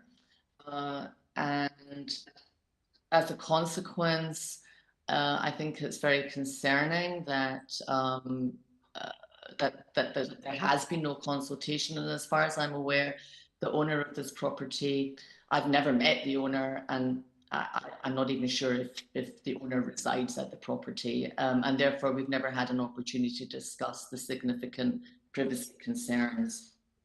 I would also like to echo the speaker before me, stating that ABC does have support of a lot of residents in this area, and I fully support the work that ABC has done over the past year or two to make sure that the integrity of this extremely densely populated area is protected, especially given the numerous high-rise condominiums that are currently planned for the area bounding my street. That's everything I have to say. Thank you very much for hearing my comments this morning. Thank you very much. Any questions for the speaker, panel members? Seeing none? Okay. Thank you, Ms. Morris. Thank you. Do you have Mr. Boulakia? Madam Chair, we've emailed and called Raul Bulakia, but haven't received a response from him, so we can move on to Barbara Liu. Alrighty. Ms. Liu? Hello, good morning. Hi, good morning. Your address, please? 165 McPherson Avenue. I'm the attached neighbor of the applicant, and we are situated to the west side of the applicant's property. Alrighty, you have 5 minutes starting now. Thank you, Madam Chair and members of the committee. I would like to share my concerns and strong objection to this proposal.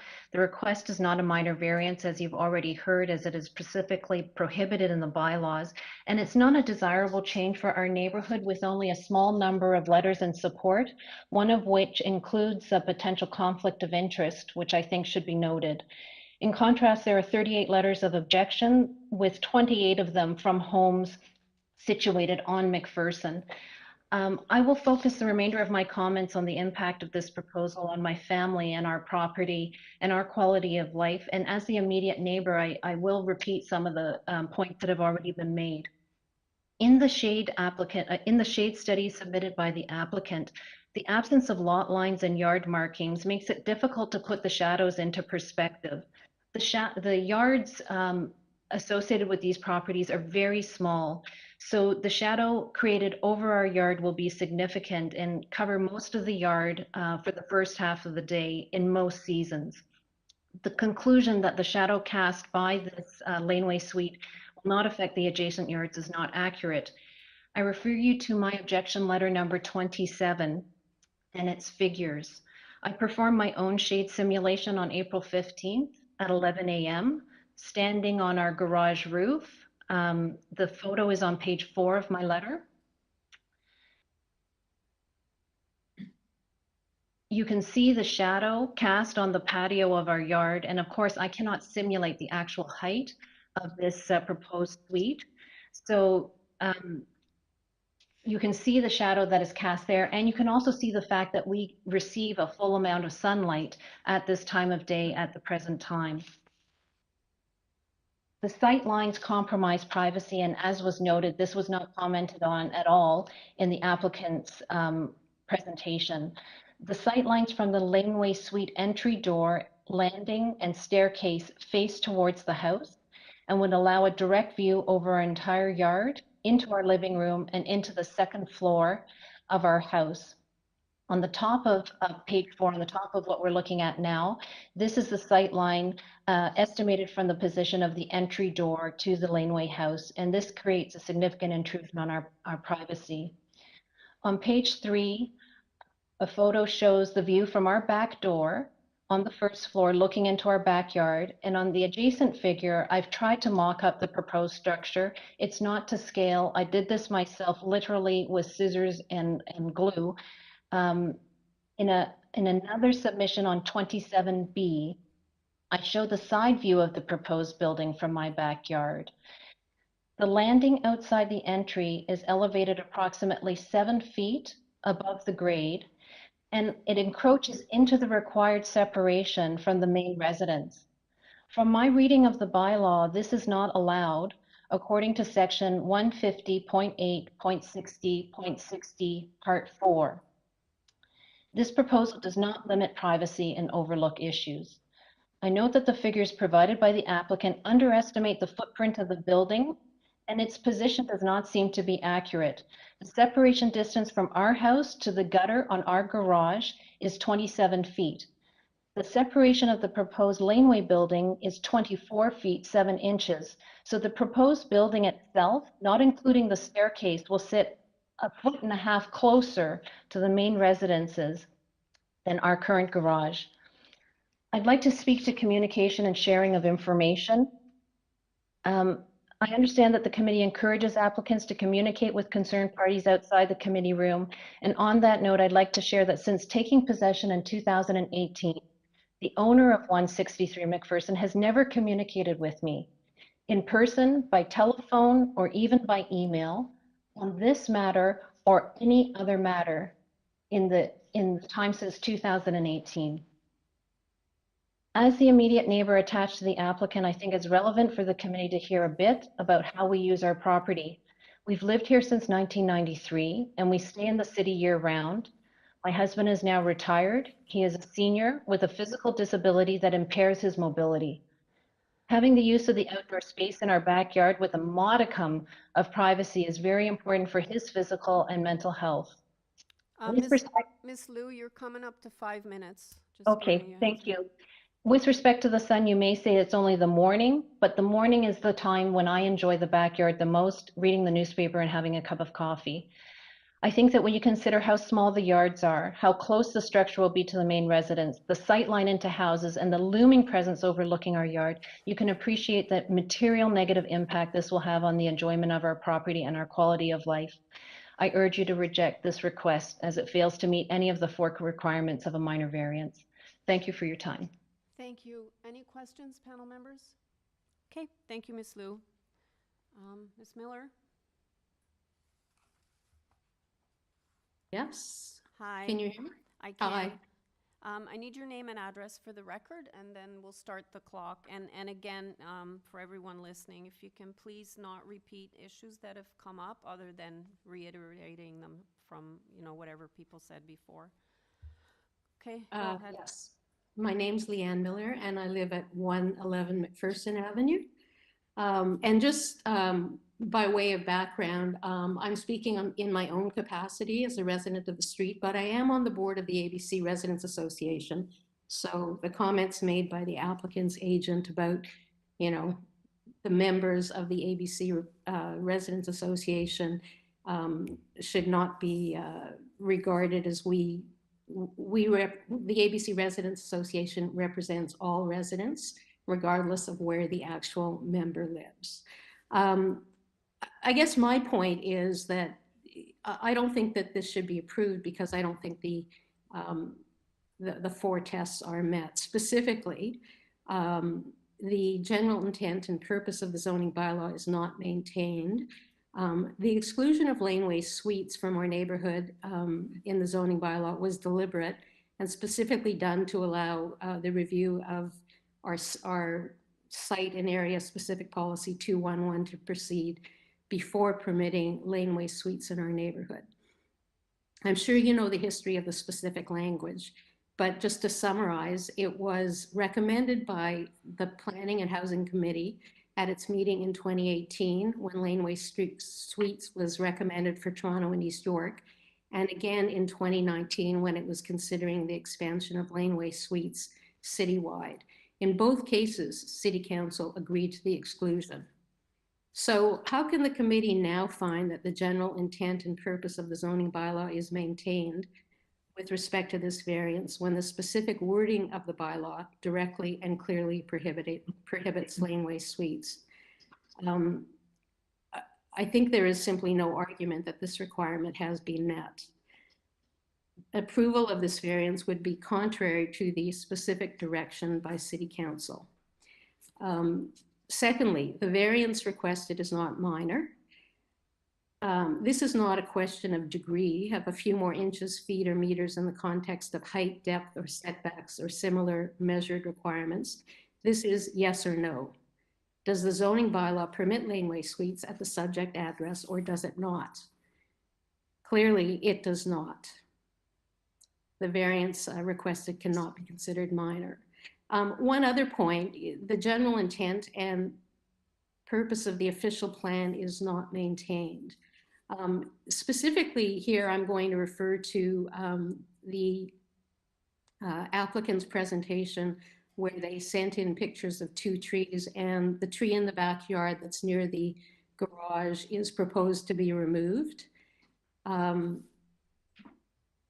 The removal of a tree to build a laneway suite was specifically considered by the chief planner in the final report to the Planning and Housing Committee in June 2019 and was again reiterated in its final report in November of 2021. In the context of an application to the Committee of Adjustment for a laneway suite, that report says, and I'm quoting here, the proposed official plan amendment intends that laneway suites, when subject to consideration by the Committee of Adjustment, will not result in the removal of a tree protected by a tree bylaw. The proposed policies also direct that city planning staff have regard for preservation of an existing tree protected under a tree bylaw when a minor variance application for a laneway suite is received and a protected tree is proposed to be removed. It goes on to say, in cases where variances are required, the proposed policies provide effective protection against the removal or injury of a protected tree. In practice, the proposed official plan policies provide clear direction to the Committee of Adjustment that if a healthy tree was proposed to be removed or injured to allow for the construction of the laneway suite, the proposed variances would not meet the intent of the official plan and may be refused. Therefore, it is my conclusion that the proposed removal of the tree to build this laneway suite does not meet the intent of the official plan. Yet, excuse me, yet another reason this application should be refused. For these reasons, I would strongly recommend or urge the committee to refuse the subject application. Thank you very much. Any questions for the speaker? No? Okay, thank you, Ms. Miller. Ms. McClure?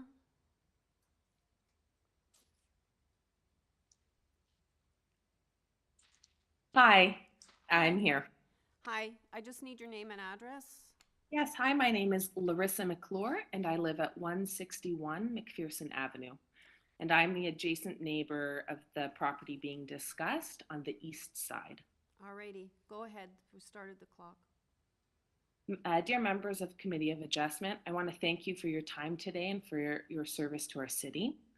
I'm an adjacent neighbor of the property being discussed, and my family and I are going to be directly impacted by the decision made today. I'm a concerned individual. I'm not a representative of a residents association, nor do I or my family own a construction company standing to make a profit from this decision.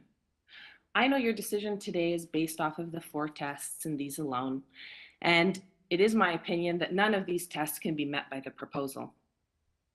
You've heard about the specific bylaw and the proposal not being allowed in very black and white terms to be built. We do not allow laneway suites in our area. And our neighborhood is strongly opposed to this proposal, as shown by 39 letters of objection that were submitted in the weeks leading up to this meeting. There are no precedents granting variances to this bylaw, and any prior applications have been rejected. The 4th test of meeting the City of Toronto's official plan, which was just discussed by the speaker before me, as she eloquently put, one of my biggest concerns is the removal of the tree. I'm not worried about the shade study that my neighbor's team has presented. I recognize that my garage does create a shadow in my backyard. However, there still is a lot of sunlight that me and my family enjoy, as shown by I need an umbrella in my backyard for certain parts of the day for my 2-year-old to get some shade while she's playing with her water table. But to me, the tree is extremely important. A lot of trees in our neighborhood are coming down for construction purposes. And within eyeshot, 3 trees have come down in our backyard area.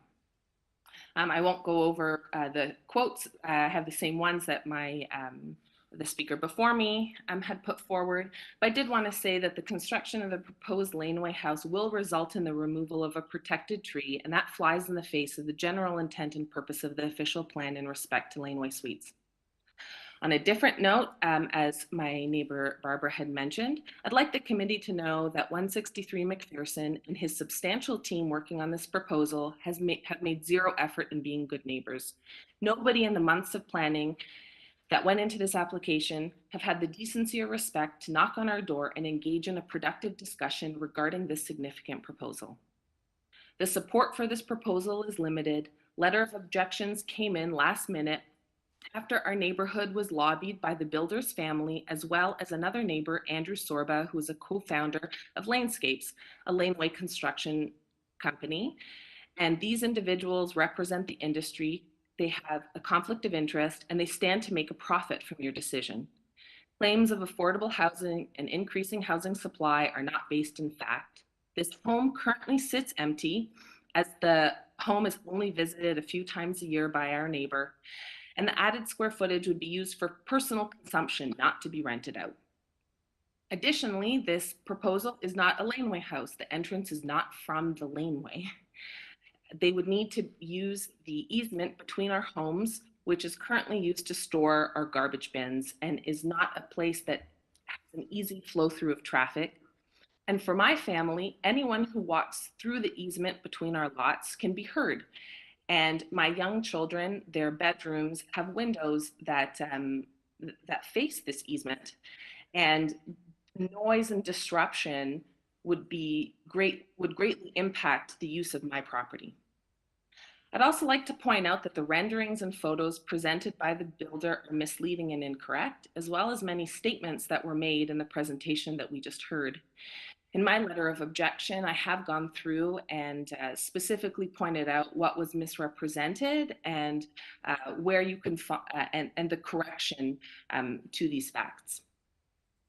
Additionally, the latest impact study that was submitted was way past the due date, with no ability for me as a resident to be able to speak to it or to present you with proper representation of, for example, the images of my backyard that were rendered that are not done to scale. My garage is not half the height, double the height of the fence.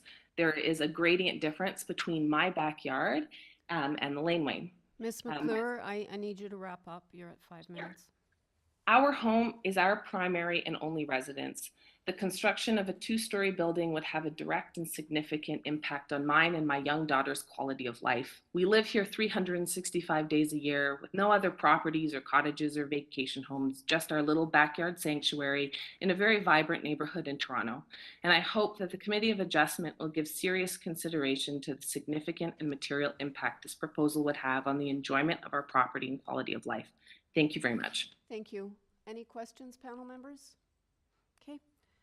Next speaker is it Karen? Yeah.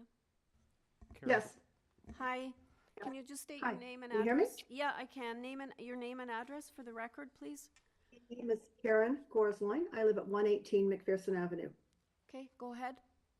Okay, many of my comments in my letter, which was item 29 in your folder, were similar to those made by Leanne Miller earlier with respect to the status of the bylaw in terms of SASP 211. So what I'd like to do is first say that my husband and I have lived in our modest home at 118 since 1975. The lot is 15.5 feet wide and our home is the middle unit of 3 adjoining townhouses. I say that because I want you to understand a little bit more about what this neighborhood looks like and the fact that we who live in this neighborhood understand what works and what doesn't work and we're used to living in close quarters. The area has street parking, which also allows space for city tree to grow into a beautiful canopy tree for us and the street while we live here. So that is just trying to help you understand what the neighborhood is like a little bit. In terms of things that Leanne did not cover, in terms of the request is not minor, it says not permitted, and my mind no means no. Furthermore, on point 3, City Council specifically recognized, I'd like to emphasize that City Council specifically recognized the ongoing status of SASP 211 and its design guidelines, plus the planned update as part of the TO core approach approval on May the 22nd in 2018. So this didn't leap out just because of laneway suites, it was an ongoing situation. Finally, in terms of 4, City Council did approve the exemption of this area pending and recognized the review outstanding for SASP 211 on 2 occasions, as Leanne said, and planning is well aware of these decisions. So in summary, the request is not minor and ignores the explicit bylaw direction. The request is contrary to City Council recognition of official plan SASP 211 and is premature as laneway suites, along with many other items, may and will be considered in the context of a fulsome SASP 211 review. So thank you for the opportunity to present this information, and if you have questions, I'd be happy to answer. One last comment. When you called Raul, he is not in attendance, but his wife Carol is, so they are in attendance at this meeting. Okay, well, staff have made attempts via phone, I think, email, and we're not able to reach them. They've tried multiple times, but we'll try. Yeah, they're not planning. They weren't planning to speak. They wanted to hear. Okay, great. Thanks for clarifying that for us. Thank you. Any questions of the speaker? No? Okay. Thank you very much, Ms. Gorsline. Thank you. Mr. Carmichael? Good morning. Can you hear me? Yep, loud and clear. Good morning, everyone. Thank you very much. I am sort of later in the presentation, so as you can imagine, many of my comments I've prepared some comments, but many of them have been covered already. I'll just go through them quickly and try not to dwell and repeat on the things that have already been mentioned. Again, good morning and thank you for allowing me to speak. My name is Ian Carmichael and I'm a resident of the neighborhood at 59 Pears Avenue, and as well as the co-chair of the ABC Residents Association. The ABC Residents Association today strongly opposes the proposed laneway suite at 163 McPherson in an area that specifically forbids them. I'm sure the committee members have had time to review the letters in opposition from our lawyers, Ritchie, Ketchinson, Hart and Bigger, as well from the association directly. ABC has a long and active history of representing the interests of the residents within the boundaries of ABC, from Bloor to the south, the CPR tracks to the north, Yonge to the east, and Avenue Road to the west. Let me be clear that during this whole process, and frankly, we got involved with this about 3 weeks ago, during this whole process for this application, at no time has the applicant ever reached out to ABC to sort of engage us and solicit our views. This subject application at 163 McPherson Avenue is within the Ramsden Park District and falls within the area that ABC is concerned about. ABC wishes to advise the Committee of Adjustment that it strongly opposes the requested variance when a laneway suite is prohibited. Everyone else talked about the zoning bylaws, and the zoning bylaw specifically prohibits it rather. So how can you have a minor variance for something that's specifically prohibited?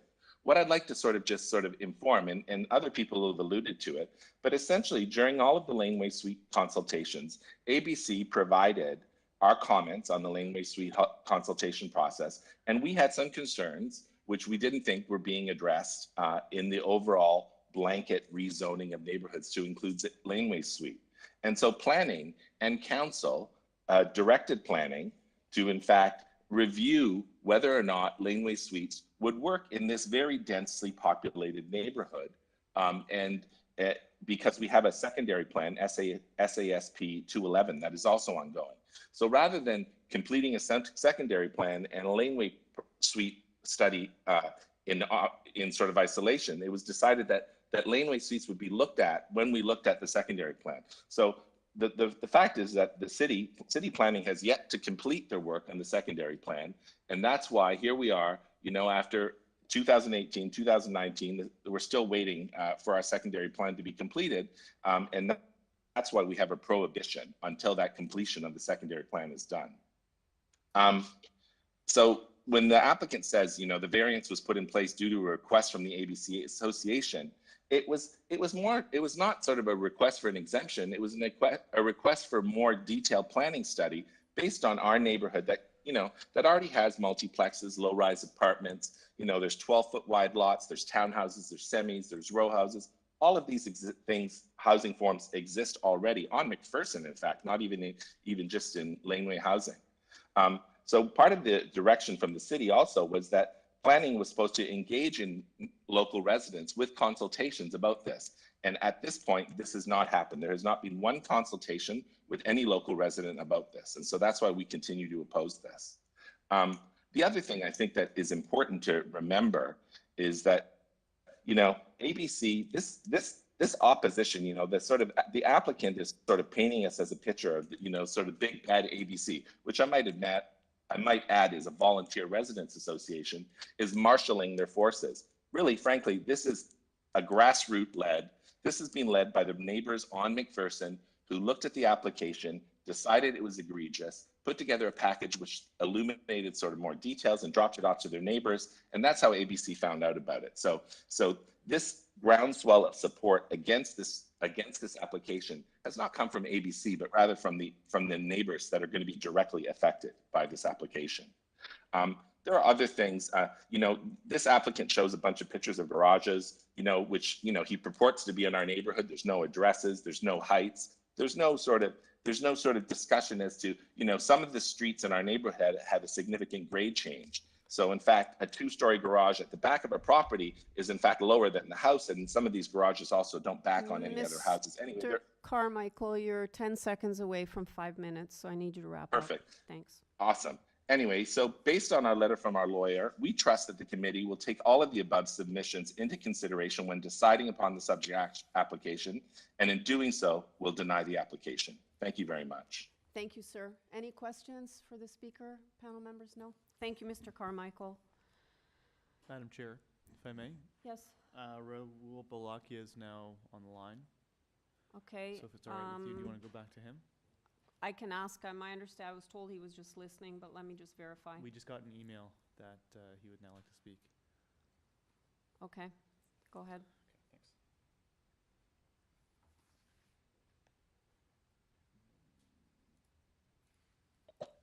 Hello.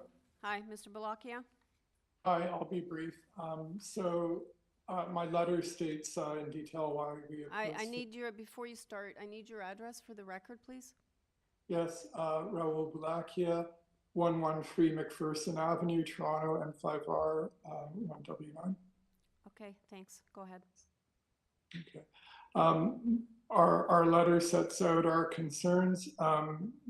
Briefly, this is not a minor variance at all. It's a radical major application which goes completely contrary to assurances that people in our community have had from the city that this type of building project would not be permitted in our area. It will have a substantial impact on our enjoyment of our neighborhood. It will have an impact on the laneway. It will have an impact on our use and enjoyment of the laneway. And making an application which is so radical to a committee of adjustment is really an abuse of the committee's jurisdiction. There has been, of course, very little or no particular effort to try to gain support from people in the neighborhood because the neighborhood generally opposes this. And it seems that this type of application is really simply to put it in, see if it gets rejected and seek to litigate it further. I mean, it's a complete abuse of process for this type of application to be made. It would really alter the character of the community. I also think that there's a false narrative in claiming that this type of project is really about increasing accessible housing. I think there are other alternatives to improve density and increase affordable housing.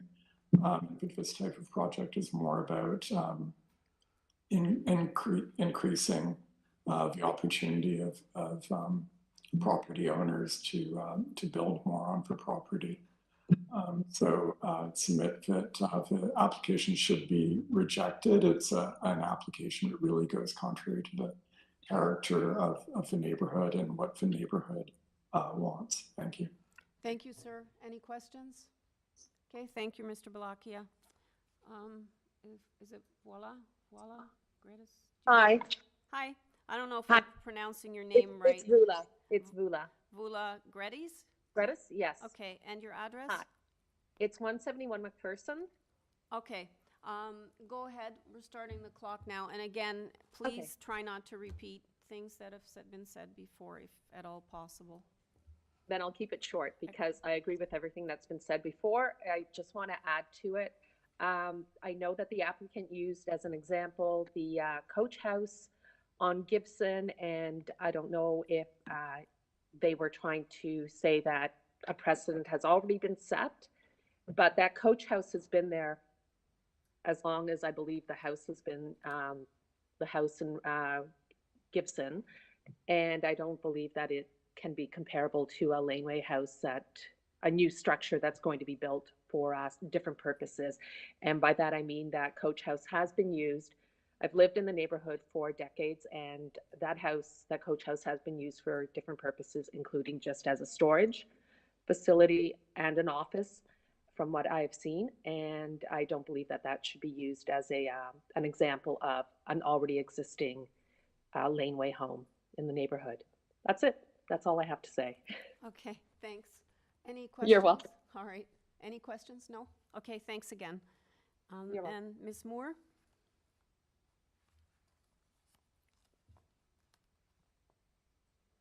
Barb, you've been unmuted. You can go ahead. I had no intention to speak.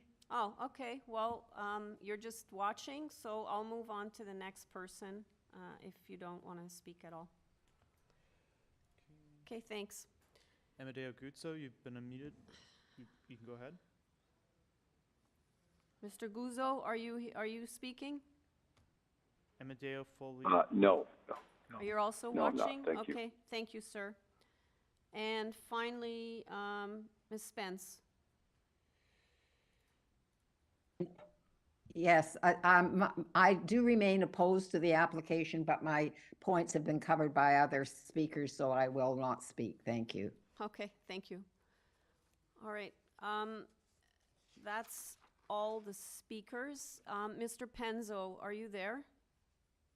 Yeah, I'm still here, Madam Chair. Okay, I'm going to hold you to the 5 minutes, okay? So if you Okay. can speak to the issues raised, I think you're well aware of what they are anyway. So we'll start the Are you clock. able to pull up the impact analysis that was submitted as well? Yeah, sure, staff. I'll get started as you're pulling it up, though. Okay, go ahead. So just to speak to the adjacent neighbors' points and concerns about our variances, we did submit for preliminary zoning review, so we do have a zoning notice from the city. We didn't do a waiver, and the distance from the main house is 7.58 meters, and the garden platform is permitted to encroach into that setback 1.5 meters, so there isn't any variance concerns with the rear garden platform and steps. In terms to changes in grade and height, the grade in the rear yard is actually higher than the grade in the laneway. And the established grade is taken from the laneway side. So the rear yard height is actually lower than the laneway side. So it has less of an impact than it would have if the grade was the same as the laneway.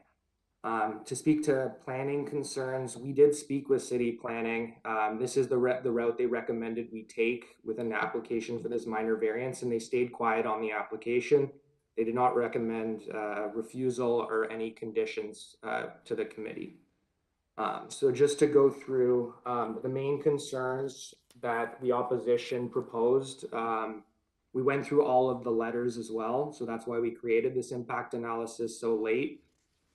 Density, again, the city wants to increase densities and provide more affordable housing, and there's plenty of large developments in this direct neighborhood and surrounding neighborhoods, including Rosedale to the east and Rathnelly to the northwest. And both of those neighborhoods, east and west of this, already have laneway houses in place. The ABC Association submitted a letter with a map in one of their opposition letters, and it's actually cut in the middle, so it shows that this property at McPherson looks further to the south, when in fact it's north of Ramsden Park.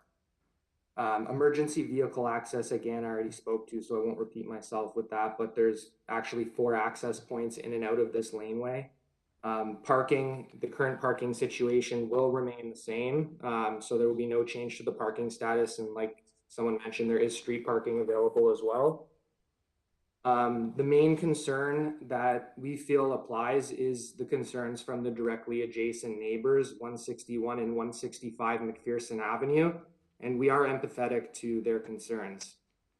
We went through all of their comments and letters that they submitted, and we wanted just to provide an actual view from the rear yards to scale, and both of these views are below to reference.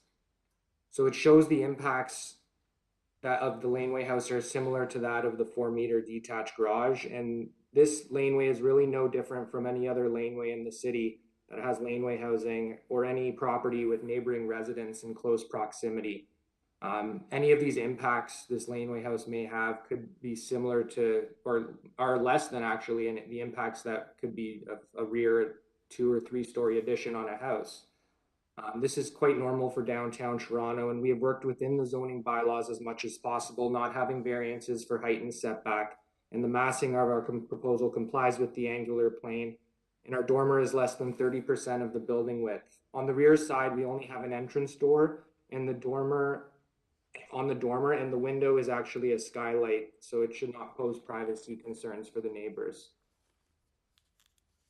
To continue on to shadowing, which I already really addressed, so I won't repeat myself too much. It's just that the garage actually, the detached garages on this lane cast a larger shadow than the laneway house will due to its angular plane.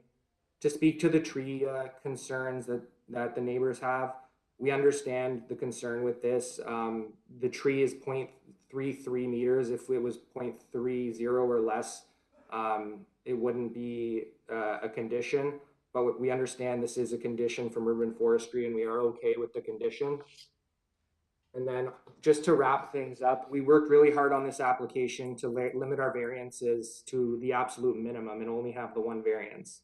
We spoke with city planning about the different routes and they suggested that we go this one, even though we will have lots of opposition from the ABC. Doing what we have done will give us the best chance to have the committee see this variance as minor, and it does not require a policy change. In our view, this bylaw is in place not to exclude laneway housing in the area, but to ensure that laneway housing in the area is considered by the committee to determine if the proposal is reasonable and in keeping with the laneway housing bylaws. We do not have any variances in conjunction and feel this should be a minor variance approval based on our research of the neighborhood and laneway housing across the city. The ABC Association is fighting us directly and using their resources. You're at 5 minutes. I need you to wrap up.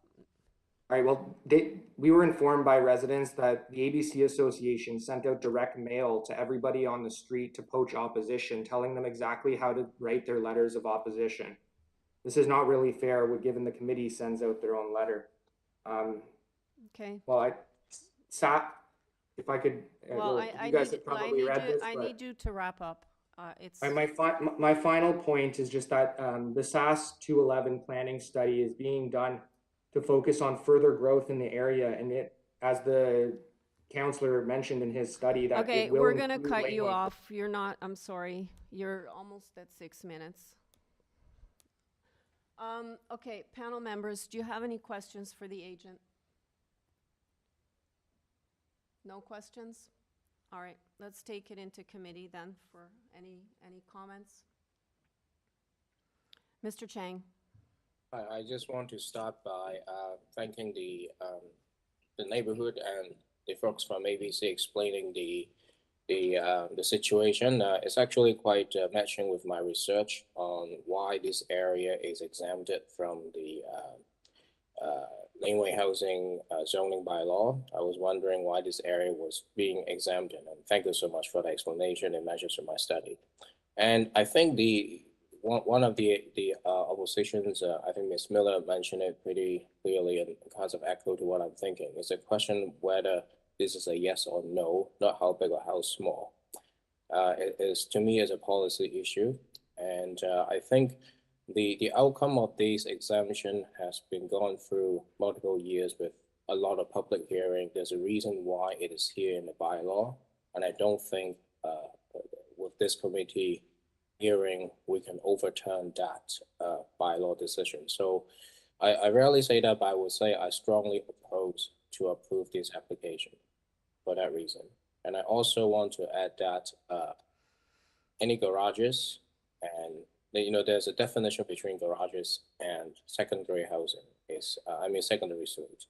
The people living in it, the implication that waste there's and different type of use would incur different type of impact to the neighborhood. So I don't think any comparison of any garages can be used to justify a secondary suite in this context. Mr. Bayat? You're muted. Like last time. Sorry again.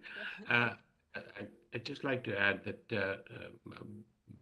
that notwithstanding all the comments made by residents who would be impacted, I think the comment that Councillor Layton states, I think, is worth noting. That despite the fact that there's a bylaw preventing construction of this type of unit, he does suggest that the application is deferred until the time when the SASB 211 is completed, and then we will be better guided by the City of Toronto in terms of what the policy will be if there's a change to be made. So until then, I either would be happy with a deferral or as Mr. Chang has mentioned, I would not be in a position to support this application. Ms. Chan. Yeah, I would like to put my comment. I'm more open to the alternative than not to not to refuse, because what it is that in our experience we have approved a lot of laneway suites that have asked for many variances, and in a tighter site and more dense area. And as we remember, the laneway bylaw, laneway street bylaw, has gone through a major revision.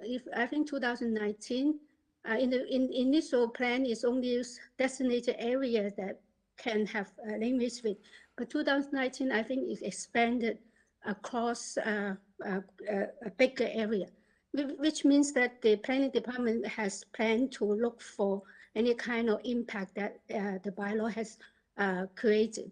So I think that from my understanding is this application that they are not asking for any variance other than that they are not, a limit suite is not permitted. Without the guidance from the planning, usually if it's not minor, they will give us a guidance for refusal. So I just assume that the planning department is sort of half agree. The bylaw might include this area or expand the area.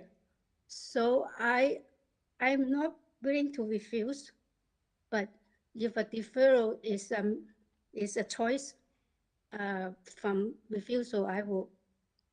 I actually in support of the application, but if we want to defer it, I will agree with that too. Yeah. Mr. Reid. Thanks, Chair. This is a complicated matter, I think, given the specificity of the bylaw as it stands. But I do think it's important to remember that the committee often hears applications for uses that are not permitted.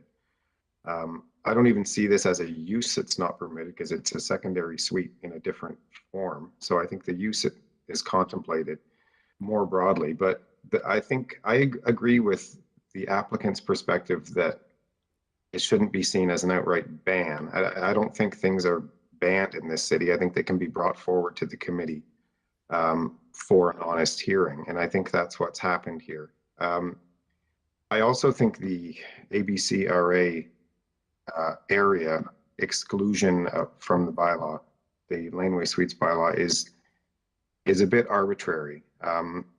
I understand that it's related to the SASP 211, but I think in terms of the actual urban context, if this application was just across Avenue Road, 15 houses away, it would be permitted as of right.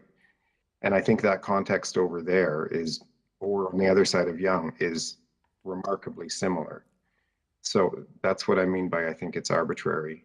And additionally, I think there's obviously been care put in to make this a compliant application. Apart from the tree, which is, that would be a condition of approval anyway. So I support this application. Well, from my perspective, I think that the fact that we have a laneway suite that has no variances before us is great. Having said that, however, I do feel that there's a policy in place. I feel that the residents worked on this with planning way back when. For whatever reason, it's here, and I think it should be upheld. Therefore, I can't support this application until there's change made to this specific policy. And again, I would love to see more laneway houses compliant without variances for the actual build.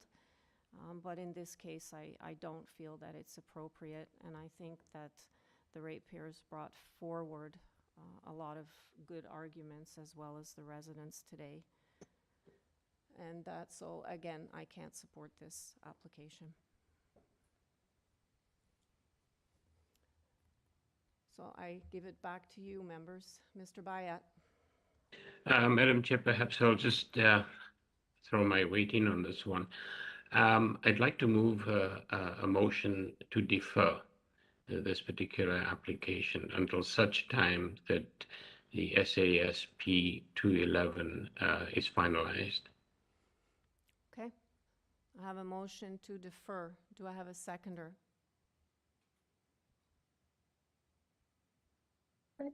Sorry, Sahi, do you know when that's going to happen? To finalize? No, the- and I before we do that, like, I'm actually shocked we don't have anything from planning Oh, here. Like, not Yes. even an information report. So we don't know if this is happening, when it's happening. Staff here don't know. I mean, this could be in limbo for years. Okay. So, but Yeah. personally, I can't I will support not it. sec- I I can't will not support a second it. deferral because I don't think it's fair, you know, to the applicant. It basically puts it in nowhere. There's no context for when they're reviewing this or coming back with it. Right, that's Chair. So you're seconding the deferral then, or Peter, or? Sorry, pardon me. No, I'm agreeing with your position. I think it's, Okay. it would be an That's unfortunate. what I thought, but it kind of Yeah. cut out. It sounded like seconding. Okay. All right, so. Thanks so for checking.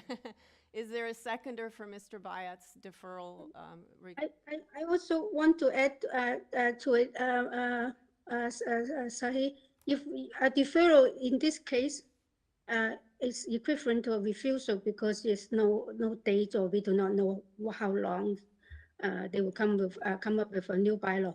So I'm not in support of the deferral in this case. Yeah. Okay, so is there a seconder for the deferral then? Okay, so that doesn't go anywhere, Mr. Bayat, sorry. Thank you. Thank you. Okay. Well tried. You want to try a different motion? Anybody? Well, I'll go again if nobody else. I'll let you continue. I'd like to move a motion to refuse the application. Okay, motion to refuse. Do I have a seconder for that one? Okay, so that's moved by Mr. Bayat, seconded by Mr. Cheng. All in favor? Okay, that carries, and you're dissenting, Mr. Reed and Ms. Chan. Okay. Okay, so the application has been refused.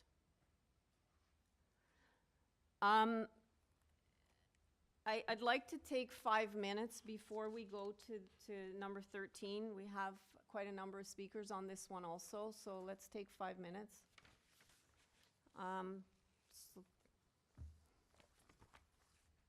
Okay, let's come back at 12 o'clock, 9 minutes, 8 minutes.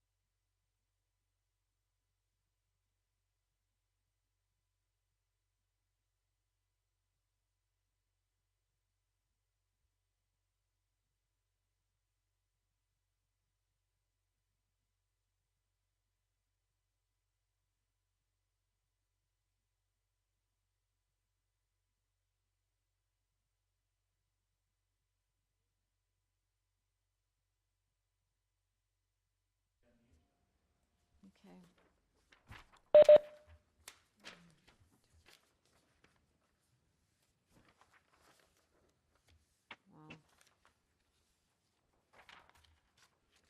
Just you and me, Peter?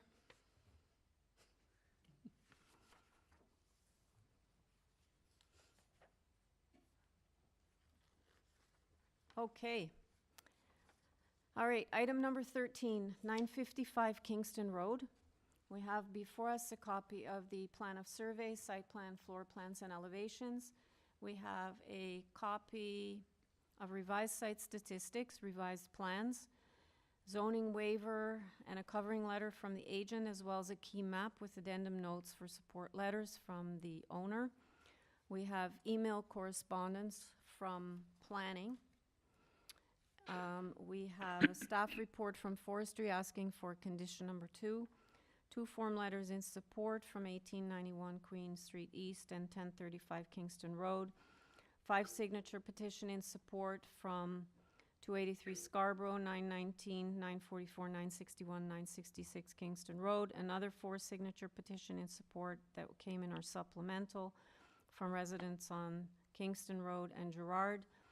Correspondence expressing concern from 91 Oak Park, 313 Silver Birch, as well as one from no address. That the last 2 came in our supplemental. And now I have 4 pages of opposition, so I'm not going to read all the addresses. They are from all over, from residents close and nearby. I am showing 5 opposition speakers. And do I have the agent on the line? Yes, Madam Chair, how are you? I'm good, how are you? Good, thank you. I just need your name for the record, and then you'll have 5 minutes to do a presentation, and then we'll go to the speakers. Sure, it's David Nelligan. I'm here as a solicitor on behalf of the applicants. Alrighty, you have the floor. Thank you.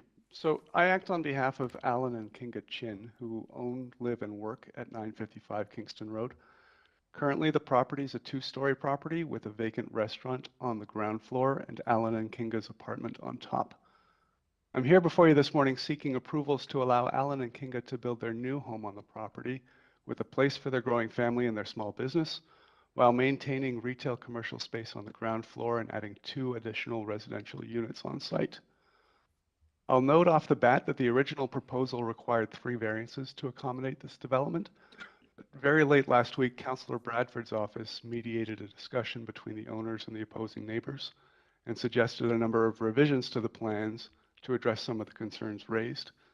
These include moving waste bins inside, creating internal waste and storage rooms, and directing any exhaust from the retail commercial unit to be expelled through the roof. So revised plans showing these changes were filed with the committee late on Monday, which you should have before you now. And although that these plans were filed late after notice had been circulated, the revisions actually eliminate one of the variances and make no changes to the others. So in my opinion, there's no resulting issue with respect to appropriate notice. So for clarity, there's no longer any variance being requested for FSI. So are you officially removing variance number 1 then? Yes, Madam Chair, and that was part of the. Yeah, I know it's in the submission, but I have to do it formally so that we can look at an amended application before us. So. Thank you. So yes, I'm confirming that the variance number 1 is no longer required. Okay, great, thanks. So this leaves only 2 variances being requested today, a variance to allow a small balcony on the 3rd floor at the front of the building, and a variance to allow a reduced side yard setback on the west property line where there are windows or openings. And it's my submission to you this afternoon now that both of these variances meet the 4 tests of the Planning Act and should be approved. I'll also note that despite some of the stated objections to this proposal, there's no variance required for height, for depth, or for the setback from the east property line adjacent to the bookstore. If I could have you look at Plan A203, which is the west elevation. This plan shows both of the variances requested. And you'll see that the first relates to the balcony on the 3rd story at the left side of the page. This balcony is small, it's set back from the front property line, and it serves to animate the street in line with the city's urban design policies.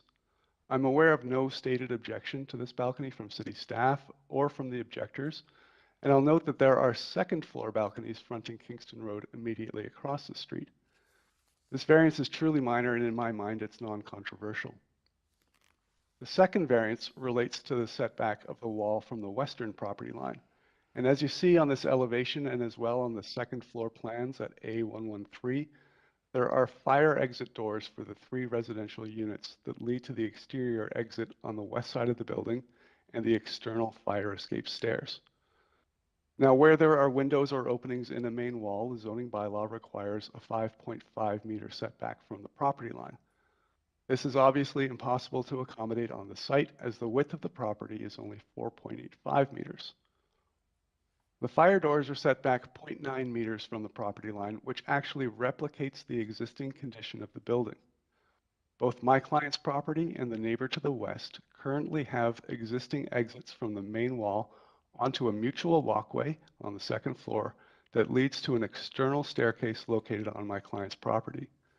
This condition will be maintained, with the stairway being moved further to the south. There's correspondence on file from planning staff that they have no concerns with this variance, as it is an existing condition and is set back from the property line. The proposal therefore maintains an existing non-conforming condition, and it allows the neighbor to continue to use her rear access and exit.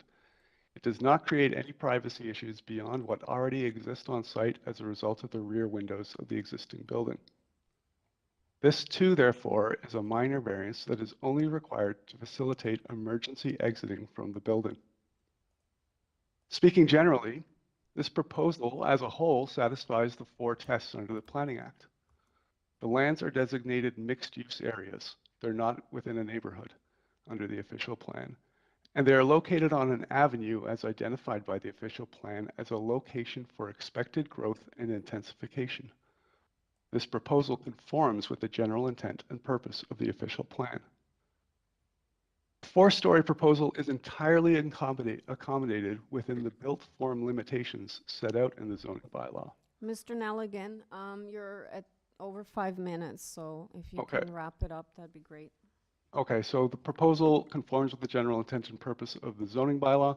And finally, the proposal to add more residential dwellings on top of a commercial use at grade is precisely the type of development the city has identified as desirable for capturing the missing middle of residential intensification in the city. It's therefore entirely appropriate and desirable for the development of the land. And I hope this committee sees fit to approve this this afternoon. I'm happy to answer any of your questions. We'll probably hold questions till after we hear from the opposition. We'll have you back after we hear all the speakers. Thank you. Okay. Alan Chin, you've been unmuted. You can go ahead. Hang on, that's the owner. Oh. I need Katya. My apologies. No problems. Katya, you've been Hello. unmuted. You can go ahead. Hi. I need your name and address for the record, please. My name is Katya Nosko. I own, live, and work at 957 Kingston Road.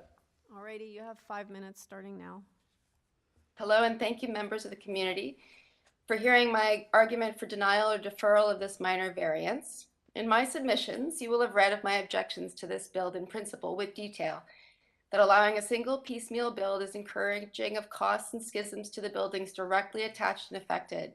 This undertaking will be extremely costly for 955 as construction and protection coverage for both myself and 953 will be high.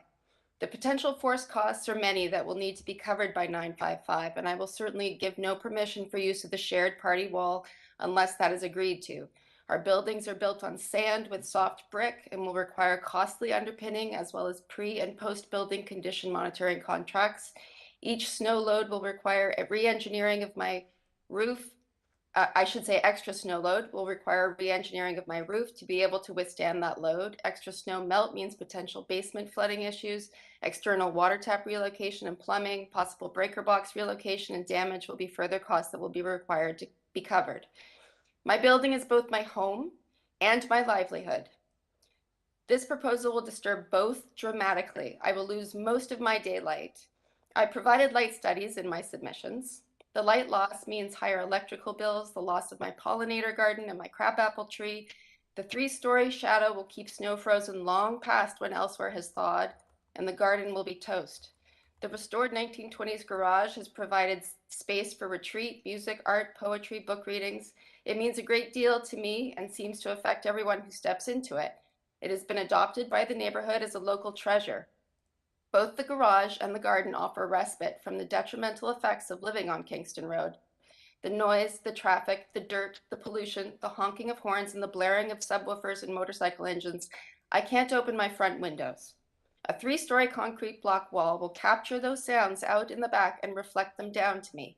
The effect on my mental health will be profound. The 2-story extension has me deeply worried. It will cut access completely on the west side of my property, leaving me only access on the left side I share with my neighbor to the east. Safety concerns become paramount with needing access to fire trucks. Should my neighbors to the east sell, what then of access on that side? Does the committee consign the garage to demolition? Can the committee ask the owners of 955 to look at increasing their inside square footage on the 3rd and 4th stories and pull back the footprint of the 1st and 2nd story, thereby reducing my loss of light, saving the garden and the garage, and keeping access for emergency vehicles?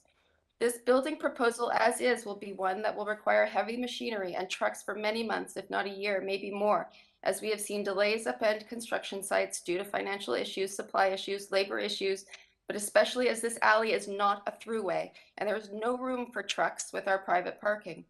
While construction lasts, the noise in the store will inhibit the enjoyment of customers and end the events in the garage. Scaffolding out front will reduce pedestrian traffic. These will inevitably affect my income. The collateral damage of this proposal is large. It is in the city's best interest to keep us here. Our business draws business to the others around us. We add greatly to the arts and culture of Toronto. The numerous emails and the signed petitions with 147 signatures gathered in just a few days show that the potential loss of this store, the garden, the garage, mean a great deal to the community. I hope that you take those exhortations into account. I moved to the beach when Queen Street East was voted best main street in Canada. Within a few years, the beach lost many of its individual stores to development. The rents went up, the chains rolled in, the storefronts emptied and stay empty. Kingston Road Village is now the place where beachers and upper beachers go because we have built up that feeling of the pleasant indie main street. This bookstore has been a cornerstone to that success. The residents feel very proud of this strip, and it means a great deal to them and me. This has been a difficult process to undergo, the sudden shock of a notification, the stress heaped upon all of us, and yes, I am including Alan and Kinga because this must be terribly stressful for them. I am hoping that the committee can help us with this. Of this process, I knew nothing, and I'm struggling to find out how to safeguard my life's investments and protect what is cherished by the community. Words like underpinning, snow load, and shoring get stressed as matters of extreme financial importance. Experts, advocates, they don't just appear out of the thin air when you need them, and they aren't free. We depend upon each other, our goodwill, our best efforts to make something other than a hash out of this. We depend upon the city to take all factors into account.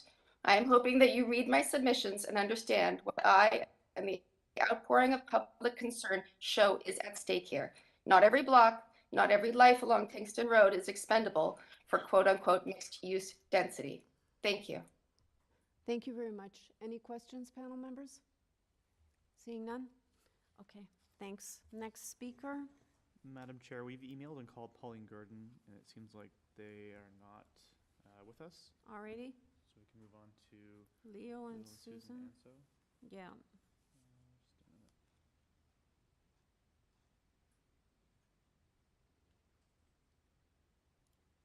Hello, Hi, is this Leo?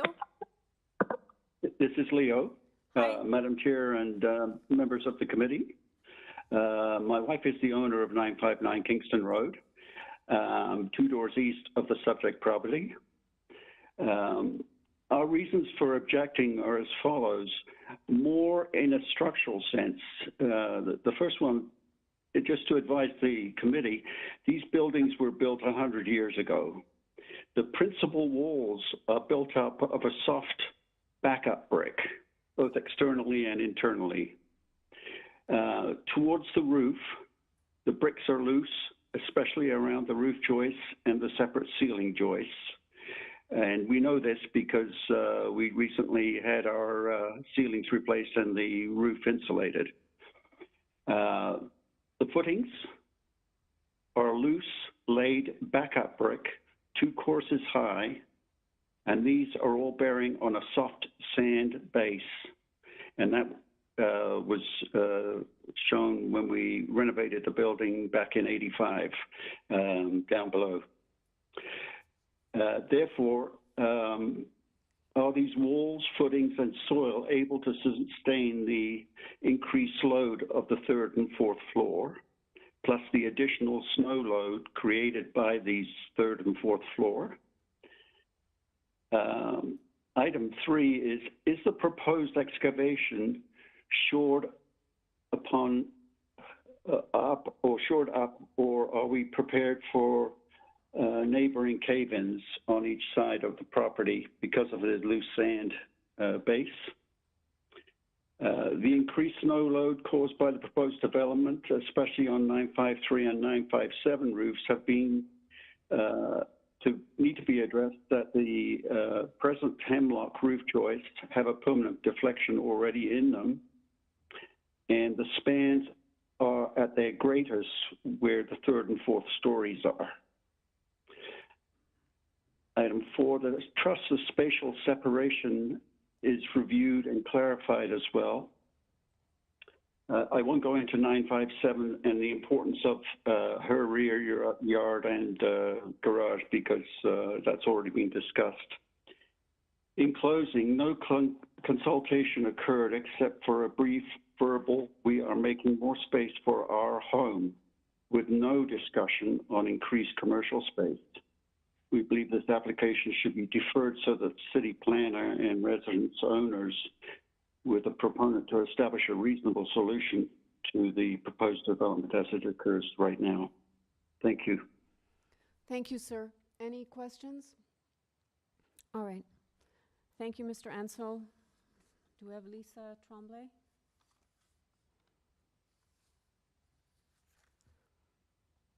Just 1 minute, Madam Chair.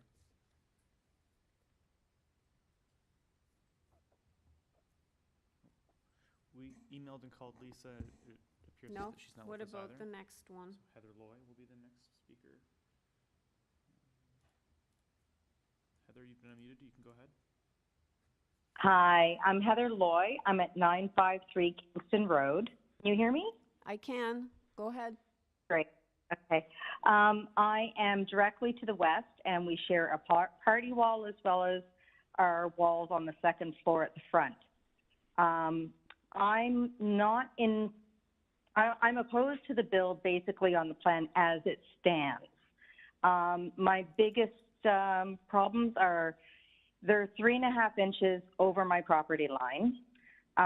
Then when they put their eaves on, they'll be 6 inches over my property line. We have a mutual flutes or chimneys upstairs there, and they're not laid out east and west. They're laid out north and south. So if they cut into their property line to put their wall for the 3rd and 4th floors, they're actually cutting off half of all of our chimneys. And those chimneys are what I use to vent my furnace. On none of the plans has it shown any information as to why they're doing it, what they're doing to compensate for that. They don't even have a chimney there at all in the plans at all. So how am I going to vent my furnace is very important. And is there any bylaws of how much space my furnace vents need if they're putting a 3rd and 4th story wall there? So that's a big concern. Everything Katya said about the roof, as well as Leo and all of his expertise, his information. I won't cover those things again. The back laneway, the graph that they've got here, like it's 5 inches over the property line. The other that I see is the overhang of 3 and 4th floor. It cuts over the common area that we use to get to the backyard as well as the fire escape. This area is going to cut out sun, wind. I mean, it's basically going to make this safe. One of the things that I didn't grasp until recently is not to move furniture out of that door because you can't come in and out because it's only a 28 by 50 space, because there is like an from the first floor when you start walking up the front stairs that is so low that you can't get beds, couches, kitchen tables, stoves, things like that up the front stairwell. So without the height, like the sky area to put high, tall things, can't actually get anything in that side floor. So that is very limiting, as well as it'll be a hard resale this place.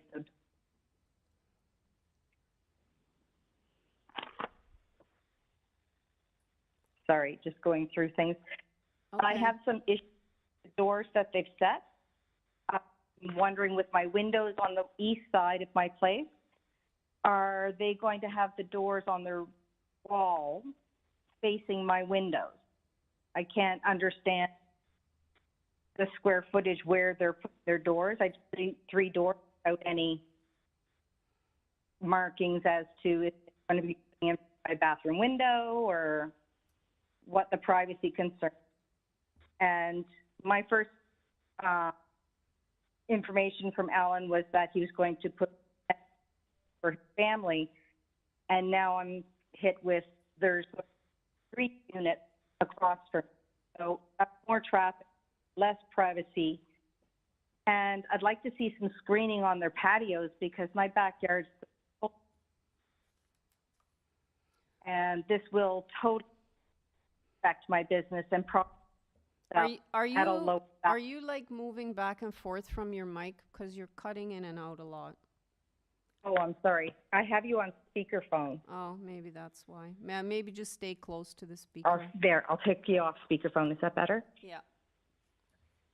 How much time do I have left? Not much. 20 seconds. Okay. Okay. So basically, I have put everything in my report, and hopefully you can read all of that and see how it's going to affect us. I really think this plan needs to be revisited and tweaked to see that there's some major issues with the expanding 400 feet as well as being over my property lines before it gets granted. Thank you very much. Okay, thanks. Any questions of the speaker? All right, thank you very much, Ms. Loy. Mr. Nelligan, are you there? I am, thank you. Okay, so you have 5 minutes to rebut what was raised. Thank you.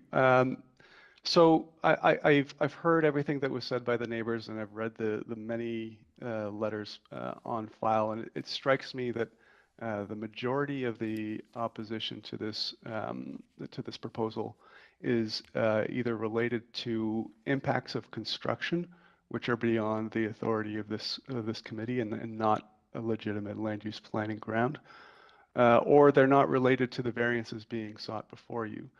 Specifically, Ms. Nosko's concerns about the impacts of the property, the building on her property line. There is no variance required for the height, the depth, or the location of the main wall on the east property line. On the west property line, it's not a question of whether the wall can be there. The question is whether doors can be there. And as I've mentioned, those doors are emergency exit doors that staff have no concern with. And as emergency exit doors, the building code requires very minimal windows, or if at all, which will not have any impact on the privacy of Ms. Loy and her backyard. And I'll note too that as it stands, the existing condition, both Ms. Loy's property and my client's property have doors and windows facing each other across that mutual walkway. I dispute the claims that there is an encroachment onto Ms. Loy's property. The plans were prepared with the benefit of a legal survey, and I'm not aware of any encroachments based on that survey. And I'll note as well that there is a requirement when dealing with construction in areas with party walls for the neighbors to enter into a party wall agreement. We have committed to, in our correspondence with Councillor Bradford, to working in good faith and with best efforts to reaching an agreement with the neighbors with party walls, and that includes the requirements for insurance, the requirements for a pre and post construction survey to make sure that there are no impacts from the construction on the neighbors. Although again, I will mention those are not related to variances or the approval of variances by this committee. Those are separate construction matters dealt with through private agreement. So with that said, I stand by my submission that the variances are minor. I appreciate, I should note, I appreciate Ms. Nosko's mention of how difficult this is for her, but also for Kinga and Alan. This has been a very unenjoyable process for everybody, full of some vitriol, and it has gotten quite nasty at times. And I know planning is a very passionate issue for everybody involved,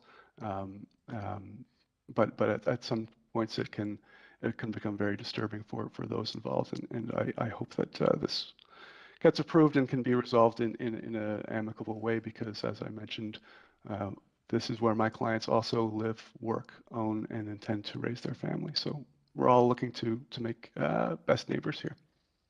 Okay, thank you, Mr. Nelligan. Panel members, any questions? Okay, there's no questions, so we'll take it into committee for a decision. Mr. Bayat. Thank you, Madam Chair. I think what we've got before us are two, formerly three, but now two variances that are being requested. From what I can see, and I've listened, the variances requested are not an issue. I do not see a problem. The design of the structure as well seems to conform to what is appropriate for the area. And notwithstanding the comments that we've heard from people in opposition, I am able to support this application without condition. Ms. Chan? Yes, I agree with what Sahis said, but also I listened to the opposition and read all the opposition letters, and it seems that the concern about the bookstore, and if you minus all the construction issues, which we cannot deal with, I can't see how it can affect the operation of the bookstore. And because of orientation of the two property that is on the side that actually most of the sun will be on the east and the south side. I can't see the shadow will be increased by too much. And when we look at the variance, it's actually one. The second one is the setback. It's impossible to have 5.5 meter setback anyway. So it's a very technical variance. And we're looking at only number one variance. And that's why I can support this this application. Plus, this is on the main road, and also there are a lot of apartment buildings right across the street all along Kingston Road. Okay. Unless there's no comments, I need a motion. Okay, Ms. Chan? Yeah, I move for approval with the amended variances and that's and forestry condition 2. Yeah. All right, I have motion to approve the application as amended with removal of variance number 1, including forestry condition number 2, moved by Ms. Chan, seconded by Mr. Bayat. All in favor? Okay, that carries unanimously. Thank you. Item number 14, 172 Hope Street. We have before us a copy of the plan of survey, site plan, floor plans, and elevations, presentation materials from the agent, and I don't show any opposition speakers. Do I have the agent on the line? Good afternoon, Madam Chair. Ida Evangelista on behalf of Ms. Stanners, the owner of 172 Hope. Well, welcome back. Let's see if there's any questions. Any questions, panel members? Mr. Bayat, do you have a question or? Just with regard to variance number 10 again, that's what catches my eye often. You've got 0% soft landscaping in the side of the side yard. Can you speak to that, please? Through you, Madam Chair? Absolutely, Member Bayat. If you turn to my submission on page 4, you'll see, so what we are proposing to do, the landscaping, and it's a little, you can see it from the first page and also on page 4. The landscaping that you see will remain. So the reason why we have variance number 10 is we currently have a walkway on the side of the home, and that, and I would just like to tell you that pavement will be removed. The ramp will actually replace that pavement, and the ramp will be a slotted material, and underneath the ramp will be river rock. So that will allow penetration. So I believe moving forward, the situation that we are proposing is better than what it is now, because we are close to that side lot line, but the grassed area that you see in front of you remains exactly the way it is. And we're creating additional water penetration on the side of the house by adding river rock. Does that address your question? Thank you. Yes, I think it does. Thank you. Any other questions? Mm-hmm. Okay, we're ready to go into committee. Anything you want to add, Ida, before we do so? Madam Chair, I believe the application that you have in front of you is self-explanatory. The footprint does remain. We do want to add, we are adding about 1.8 meter addition on the west and a 3.5 meter on the east to allow the lift from grade to go to the 3rd floor and to allow his area on the 3rd floor to be accessible. The variances that are in front of you, a lot of them are due to the existing situation. However, we are just adding an additional 94 square meters to add that area on the 3rd floor. The Ms. Stanners, who is very well known in the community, she's been in the community for many, many years, has spoken to and reached out to all the neighbors, including the local councillor. So, and as you see, everyone, we have no opposition. Everyone is more than happy to see these changes to the home. All right, thanks. Let's take it into committee for a decision, panel members. Mr. Reid. Thanks. I think what's being proposed is reasonable. It's not a great departure from what's there now. And I mean, the most meaningful change is height plus the elevator in the back. And I think I think they've located that at a spot that makes sense. There are a whole lot of variances, but I think, as the applicant noted, many of them are existing conditions or continuations of existing conditions. And I think this will be an improvement on the existing condition. So I move to approve the application with no conditions. Okay, do I have a seconder? Mr. Bayat. So move to approve by Mr. Reid, seconded by Mr. Bayat. All in favor? Okay, that carries unanimously. Thank you. Item number 15, 121 Major Street. We have before us a copy of the plan of survey, site plan, floor plans, and elevations, 2 photographs of the existing site, a covering letter that came in the supplemental agenda yesterday. We have email correspondence from planning asking for a condition. We have a letter in support from the Harvard Village Association. I don't show any opposition speakers. And let's see here. Okay, I believe that the applicant is looking to remove variance number 4 and amend variance number 3. So do I have the agent on the line? Yes, Madam Chair. Can you hear me? Barely. Barely, okay. I'll get a little closer to the Oh, mic. yeah, much better. Better? Okay, thank you. Yeah. We submitted all the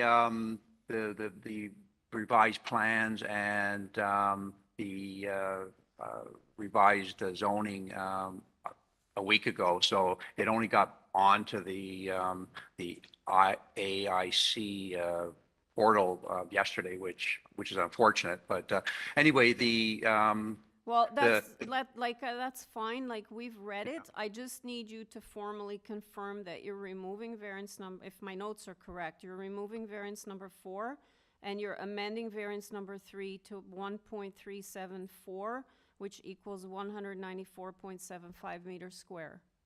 exactly. Okay. Yes, So then we'll be looking at this as amended with those changes. thank you. Okay. I don't think we need a presentation. Let me see if there's any questions.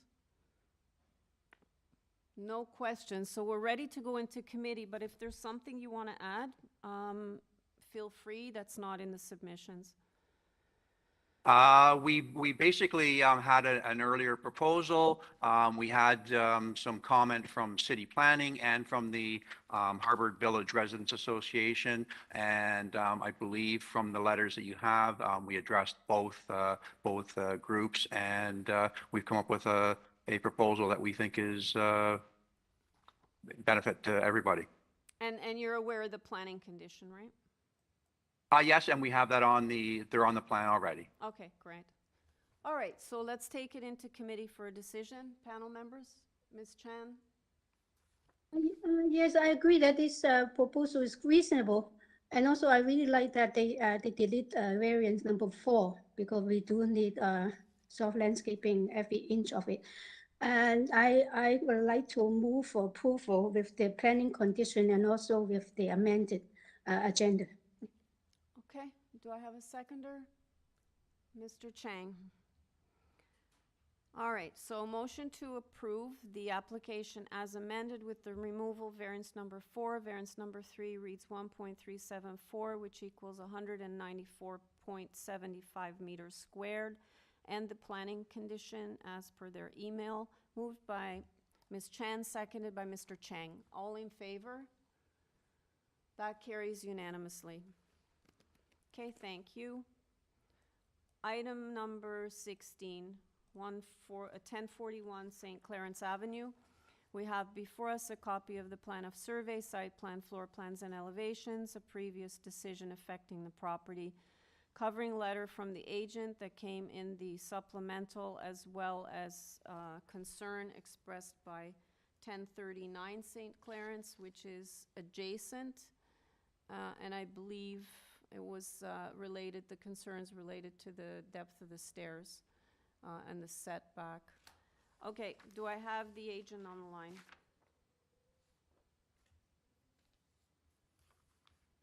Mr. Martinez?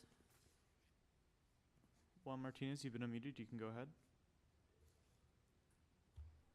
Mr. Martinez, are you there?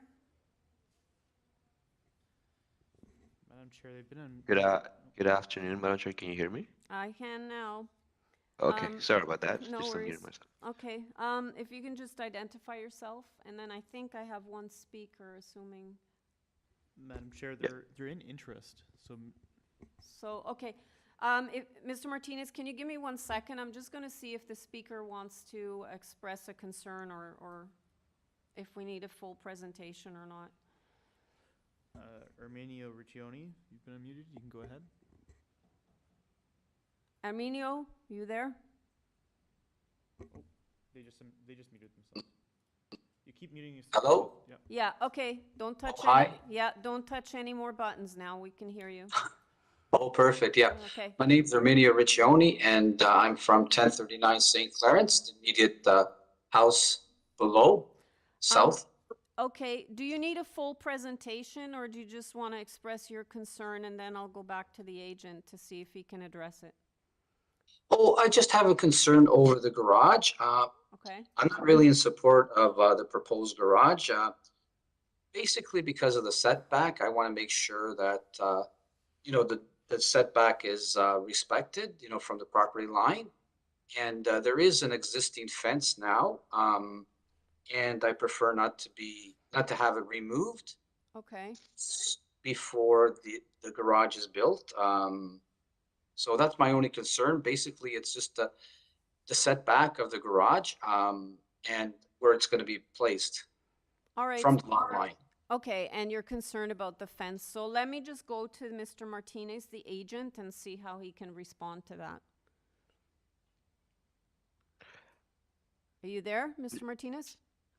Yes, I'm here. So through you, Madam Chair, the garage at the back, I just want to note quickly that there are no variants relating to that structure. It's a common condition along the properties that back into the laneway. And in regards to the construction, it will happen within the property, you know, boundaries, and the fence will be dealt during construction. So it will stay there until construction. I'm sorry, I didn't catch what you said about the fence. Is the fence staying, or you have to take it down and put it back? So essentially, the wall for the garage will be built about an inch inside the subject property. So the fence will not be there after construction, but it will be there up until construction. All right, so you're going to remove the fence then? Is that... Yeah, it's a chain link fence, and I've provided some photos of the existing condition if you would like to see that. Okay, and have you discussed this with the neighbor at all? So through you, Madam Chair, again, there's no variance relating to this garage at the back, and all work will be within the subject property. It will not encroach into 1039 St. Claren's property. So it will be everything will be within the subject property. Okay, understood. Just talking from a public relations perspective here with your neighbor. Understood. And through you, Madam Chair, we have discussed it with the tenant of the property, and we received a signature in support of this application from the tenant of the property. Unfortunately, I received it last night. I sent it to the planning technician last night. I don't believe it was uploaded, but we did receive a signature from the tenant that lives at the property. Okay. Okay, Arminio, so there's your answer. So the fence is going to come down and be replaced with the garage wall, more or less. Okay. But but the work, as you heard, is being done on their property. Oh, that's correct, yes. I'd just like to know what the setback would be to build a garage from the property line. I don't have that on the plan here. Yeah, because there's no variance. But Mr. Martinez, can you just quickly tell Arminio what the setback's going to be? So the setback to his property? Yeah. Like I said, it will be built about an inch off that property. I mean, it'll be right up against the subject property lot boundary. So I believe he's referring to his setback. Mm-hmm. That will be maintained, obviously, because that will be on his property. Right, and then you'll be about an inch from the property line. Is that what you're saying? Yes, essentially. Okay. Okay, so it's about an inch, Arminio. Is an inch what the law or bylaw should be? I think an inch is really I don't think too close. There's no variance for it here. Oh, no variance. I see. I don't believe so. Right. So okay. Yeah, he's doing it as of right. Yes, I see. Perfect. Okay, well, I think that's all I want to really talk about. And okay. Yep. All right. Panel members, do you have any questions for the agent or the speaker? No? Okay, thanks, Arminio. Mr. Martinez, we're ready to make a decision on this. Is there anything you want to add that's not in the submission? No, nothing further, Madam Chair. Just this application is straightforward, and we believe it meets the four tests under the Planning Act. Okay, thank you. Panel members, let's take it into committee for a decision. Mr. Reed. Thanks. I do think I agree with the applicant. I think this is a straightforward application, not a huge change to what's there now. And I thank the neighbor for showing up and asking questions about the garage. I do believe the variances being requested are minor, and the impacts that they'll have on the neighbors and the broader neighborhood are extremely minimal. So for that reason, I move approval with no conditions.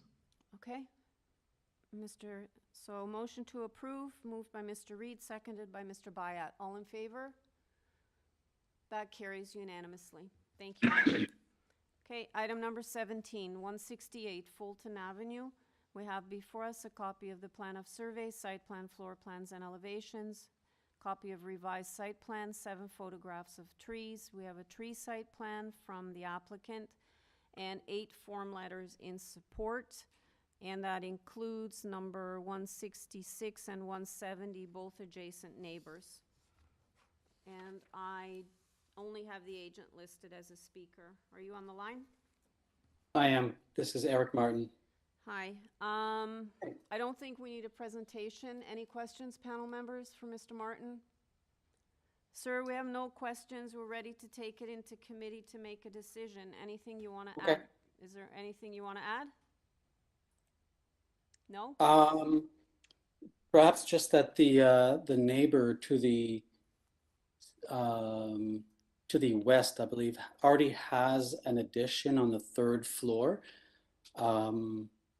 that is existing, and so we are actually proposing to build out to the same extent, but minus I think a rear deck at the 3rd floor. So it's not going to be as far back built out as the neighbor.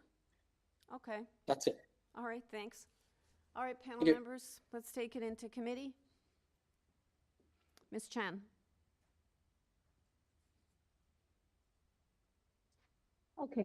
Yes, I think this is a straightforward application, and then the variance is only 2, and I don't think it will create a negative impact in the neighborhood. With the planning condition with the privacy screen and also forestry condition number 2, I will move for approval. Yeah. Is there forestry? I don't have forestry condition here. That's the next one, I think. Yeah, I think you might have done what I do sometimes, written it in the wrong spot. Yeah, there's so many items. Yeah, okay, so minus the forestry. So with the planning condition then. No, that's for the next one also. There's no conditions on this one. Item 17 has nothing. Forestry, okay. Yeah, forestry and planning are for item 18. So I think okay, yes, I'm so sorry. Yes, yeah. It is actually the next one. That's okay. Yeah. It happens. I've done it myself. My notes move around. Yeah. A bit. Are you seconding, Mr. Bayat? No, I was just going to ask Ms. Chan if, looking at the site plan, in the 2 areas at the rear, one has identified as pavers and the other is identified as stone. And I was just wondering if we would like to perhaps add as a condition that those be permeable. Yes, the permeable materials. Permeable materials, yeah. Yeah, they can have a choice of stone or pavers, I guess. You need to a little more specific on the location.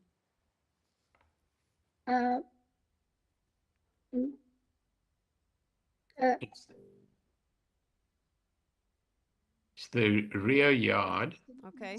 Site plan identifies areas as stone and pavers. Okay, so stone areas to be permeable? Stone and pavers be permeable.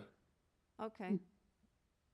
Through you, Madam Chair, perhaps you can indicate that it's based on the site plan. Yeah.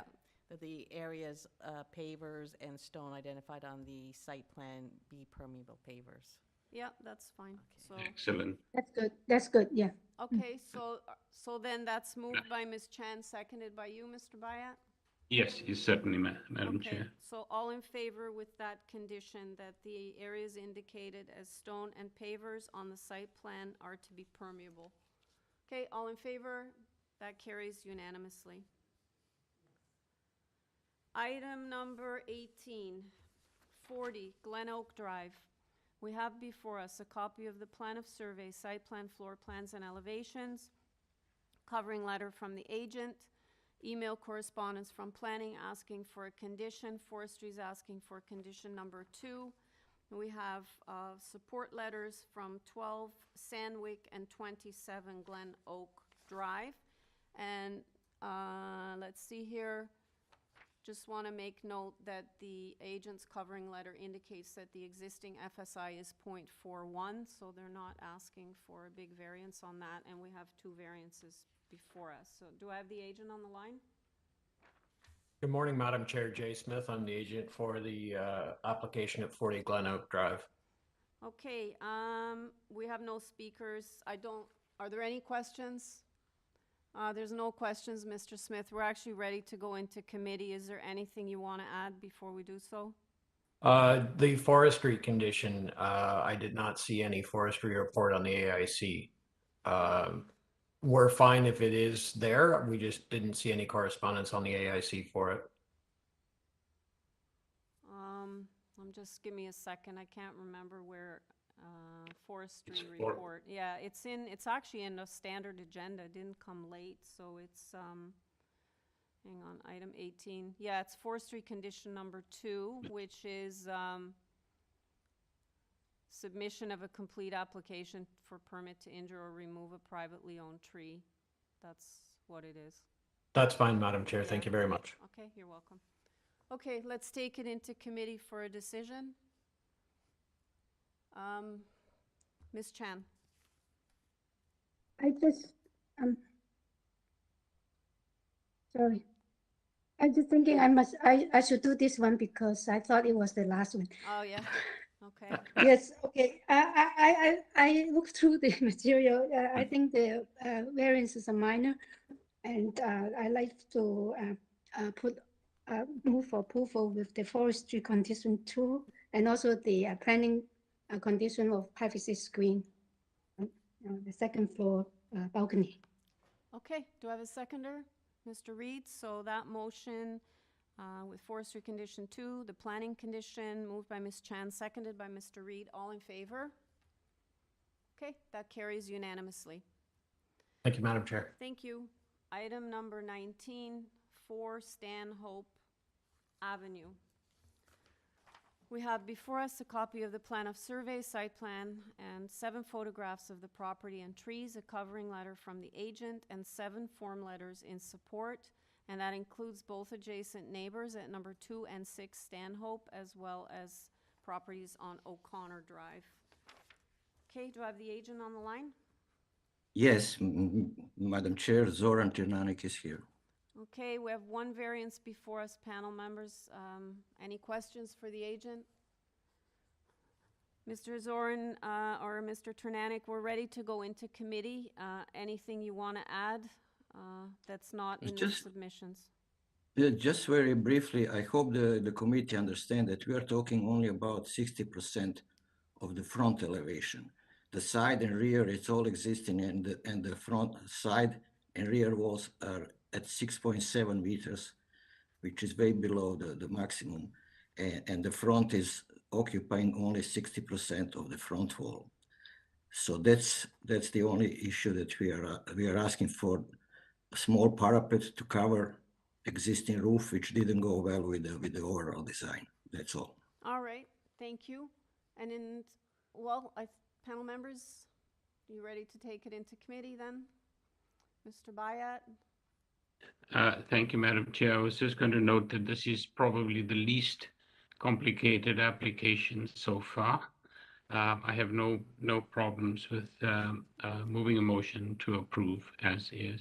All righty. I- Who wants to second Mr. Bayat's motion? Mr. Reed, so motion to approve, moved by Mr. Bayat, seconded by Mr. Reed. All in favor? Okay, that carries unanimously. Thank you, sir. Thank you very much. Item number 20, 51 Alvin Avenue. We have before us a copy of the plan of survey, site plan, floor plans, and elevations, residential parking materials from the agent, as well as a covering letter that came in the supplemental agenda yesterday. We have email correspondence from Transportation Services, 3 form letters in support from residents on ALVIN, 44, 49, and 55, and we have correspondence in opposition from number 53, which is adjacent.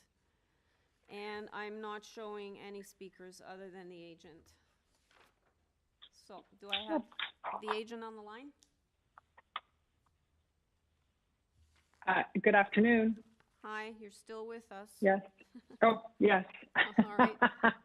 Yes, this is it though. Okay. Oh, well, that's good afternoon. I'd Evangelista on behalf of the owners for 51 Alvin, Stephen and Manny. Okay. Would you like no, the we don't need a questions or? Yeah, we don't need a presentation. I'm not sure if there I are. believe my submissions was quite thorough, but yes, go ahead, Madam Chair. Yeah, My apologies. they're great. No, it's good. Okay, any questions, panel members? No question, Madam Chair. If I may just ask about if I could get a little feedback on variance 3 and 4 with regard to the landscaping. Are these existing conditions? Through you, Madam Chair. Yes, through you, Madam Chair. Everything is an existing situation. Variances number 3 and 4 are existing. There has been front yard parking since this building has existed. We do have 2 front yard legal parking pads, and it will be permeable pavers. And all around encompassing at the front yard will all be, planters, but planters that are in ground. So it will contribute to some soft landscaping, and along with the permeable pavers, it will allow for rainwater penetration. In the rear yard, it is an existing situation. We also have a rear yard parking pad, and we have 2 drains in the rear yard. And those 2 drains, I will say that the situation in the rear yard, there are drip lines that have been integrated into the ground, along with the 2 drains that are currently there and have been there for quite some time. And as you can see, number 49, who we share the driveway with, is quite happy with the situation as it now is, because that helps him also access the rear yard and his garage. Any other questions, panel members? Okay, I think we're ready to take it into committee. Anything that's not in the submissions, Ida, that you want to add? Madam Chair, no, I believe my submission clearly states and shows everything that relates to this property. This is an existing situation. When my clients did purchase this home, it was purchased with the intent that this was a legal triplex. However, when we started to do interior renovations, we found out that it was not, in fact, a legal triplex, and that's what we are trying to do, just legalize it. Okay. Thank you. Ms. Chan? I have a question. You have mentioned that the front parking space or areas is going to be permeable paver, but what is it? Where is it indicated? It's no, on the site plan is asphalt.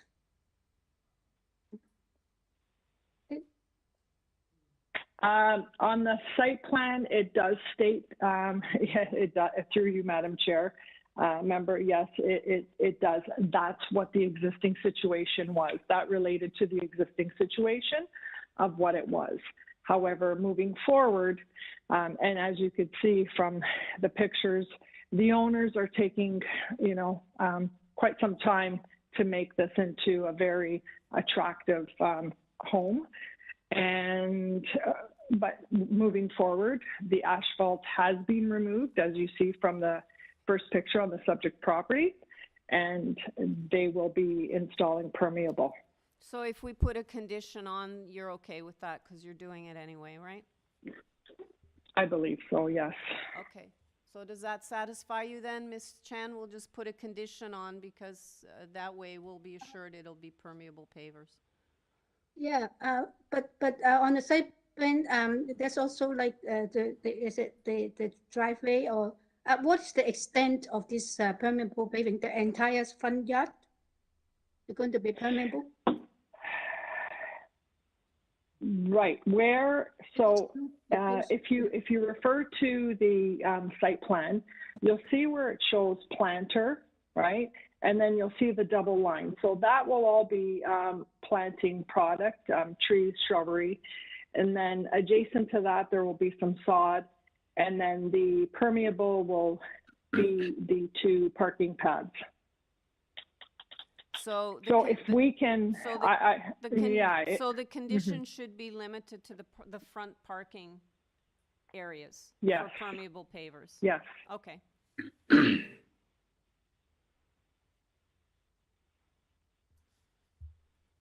Okay, any other questions? All right, let's take it into committee for a decision then.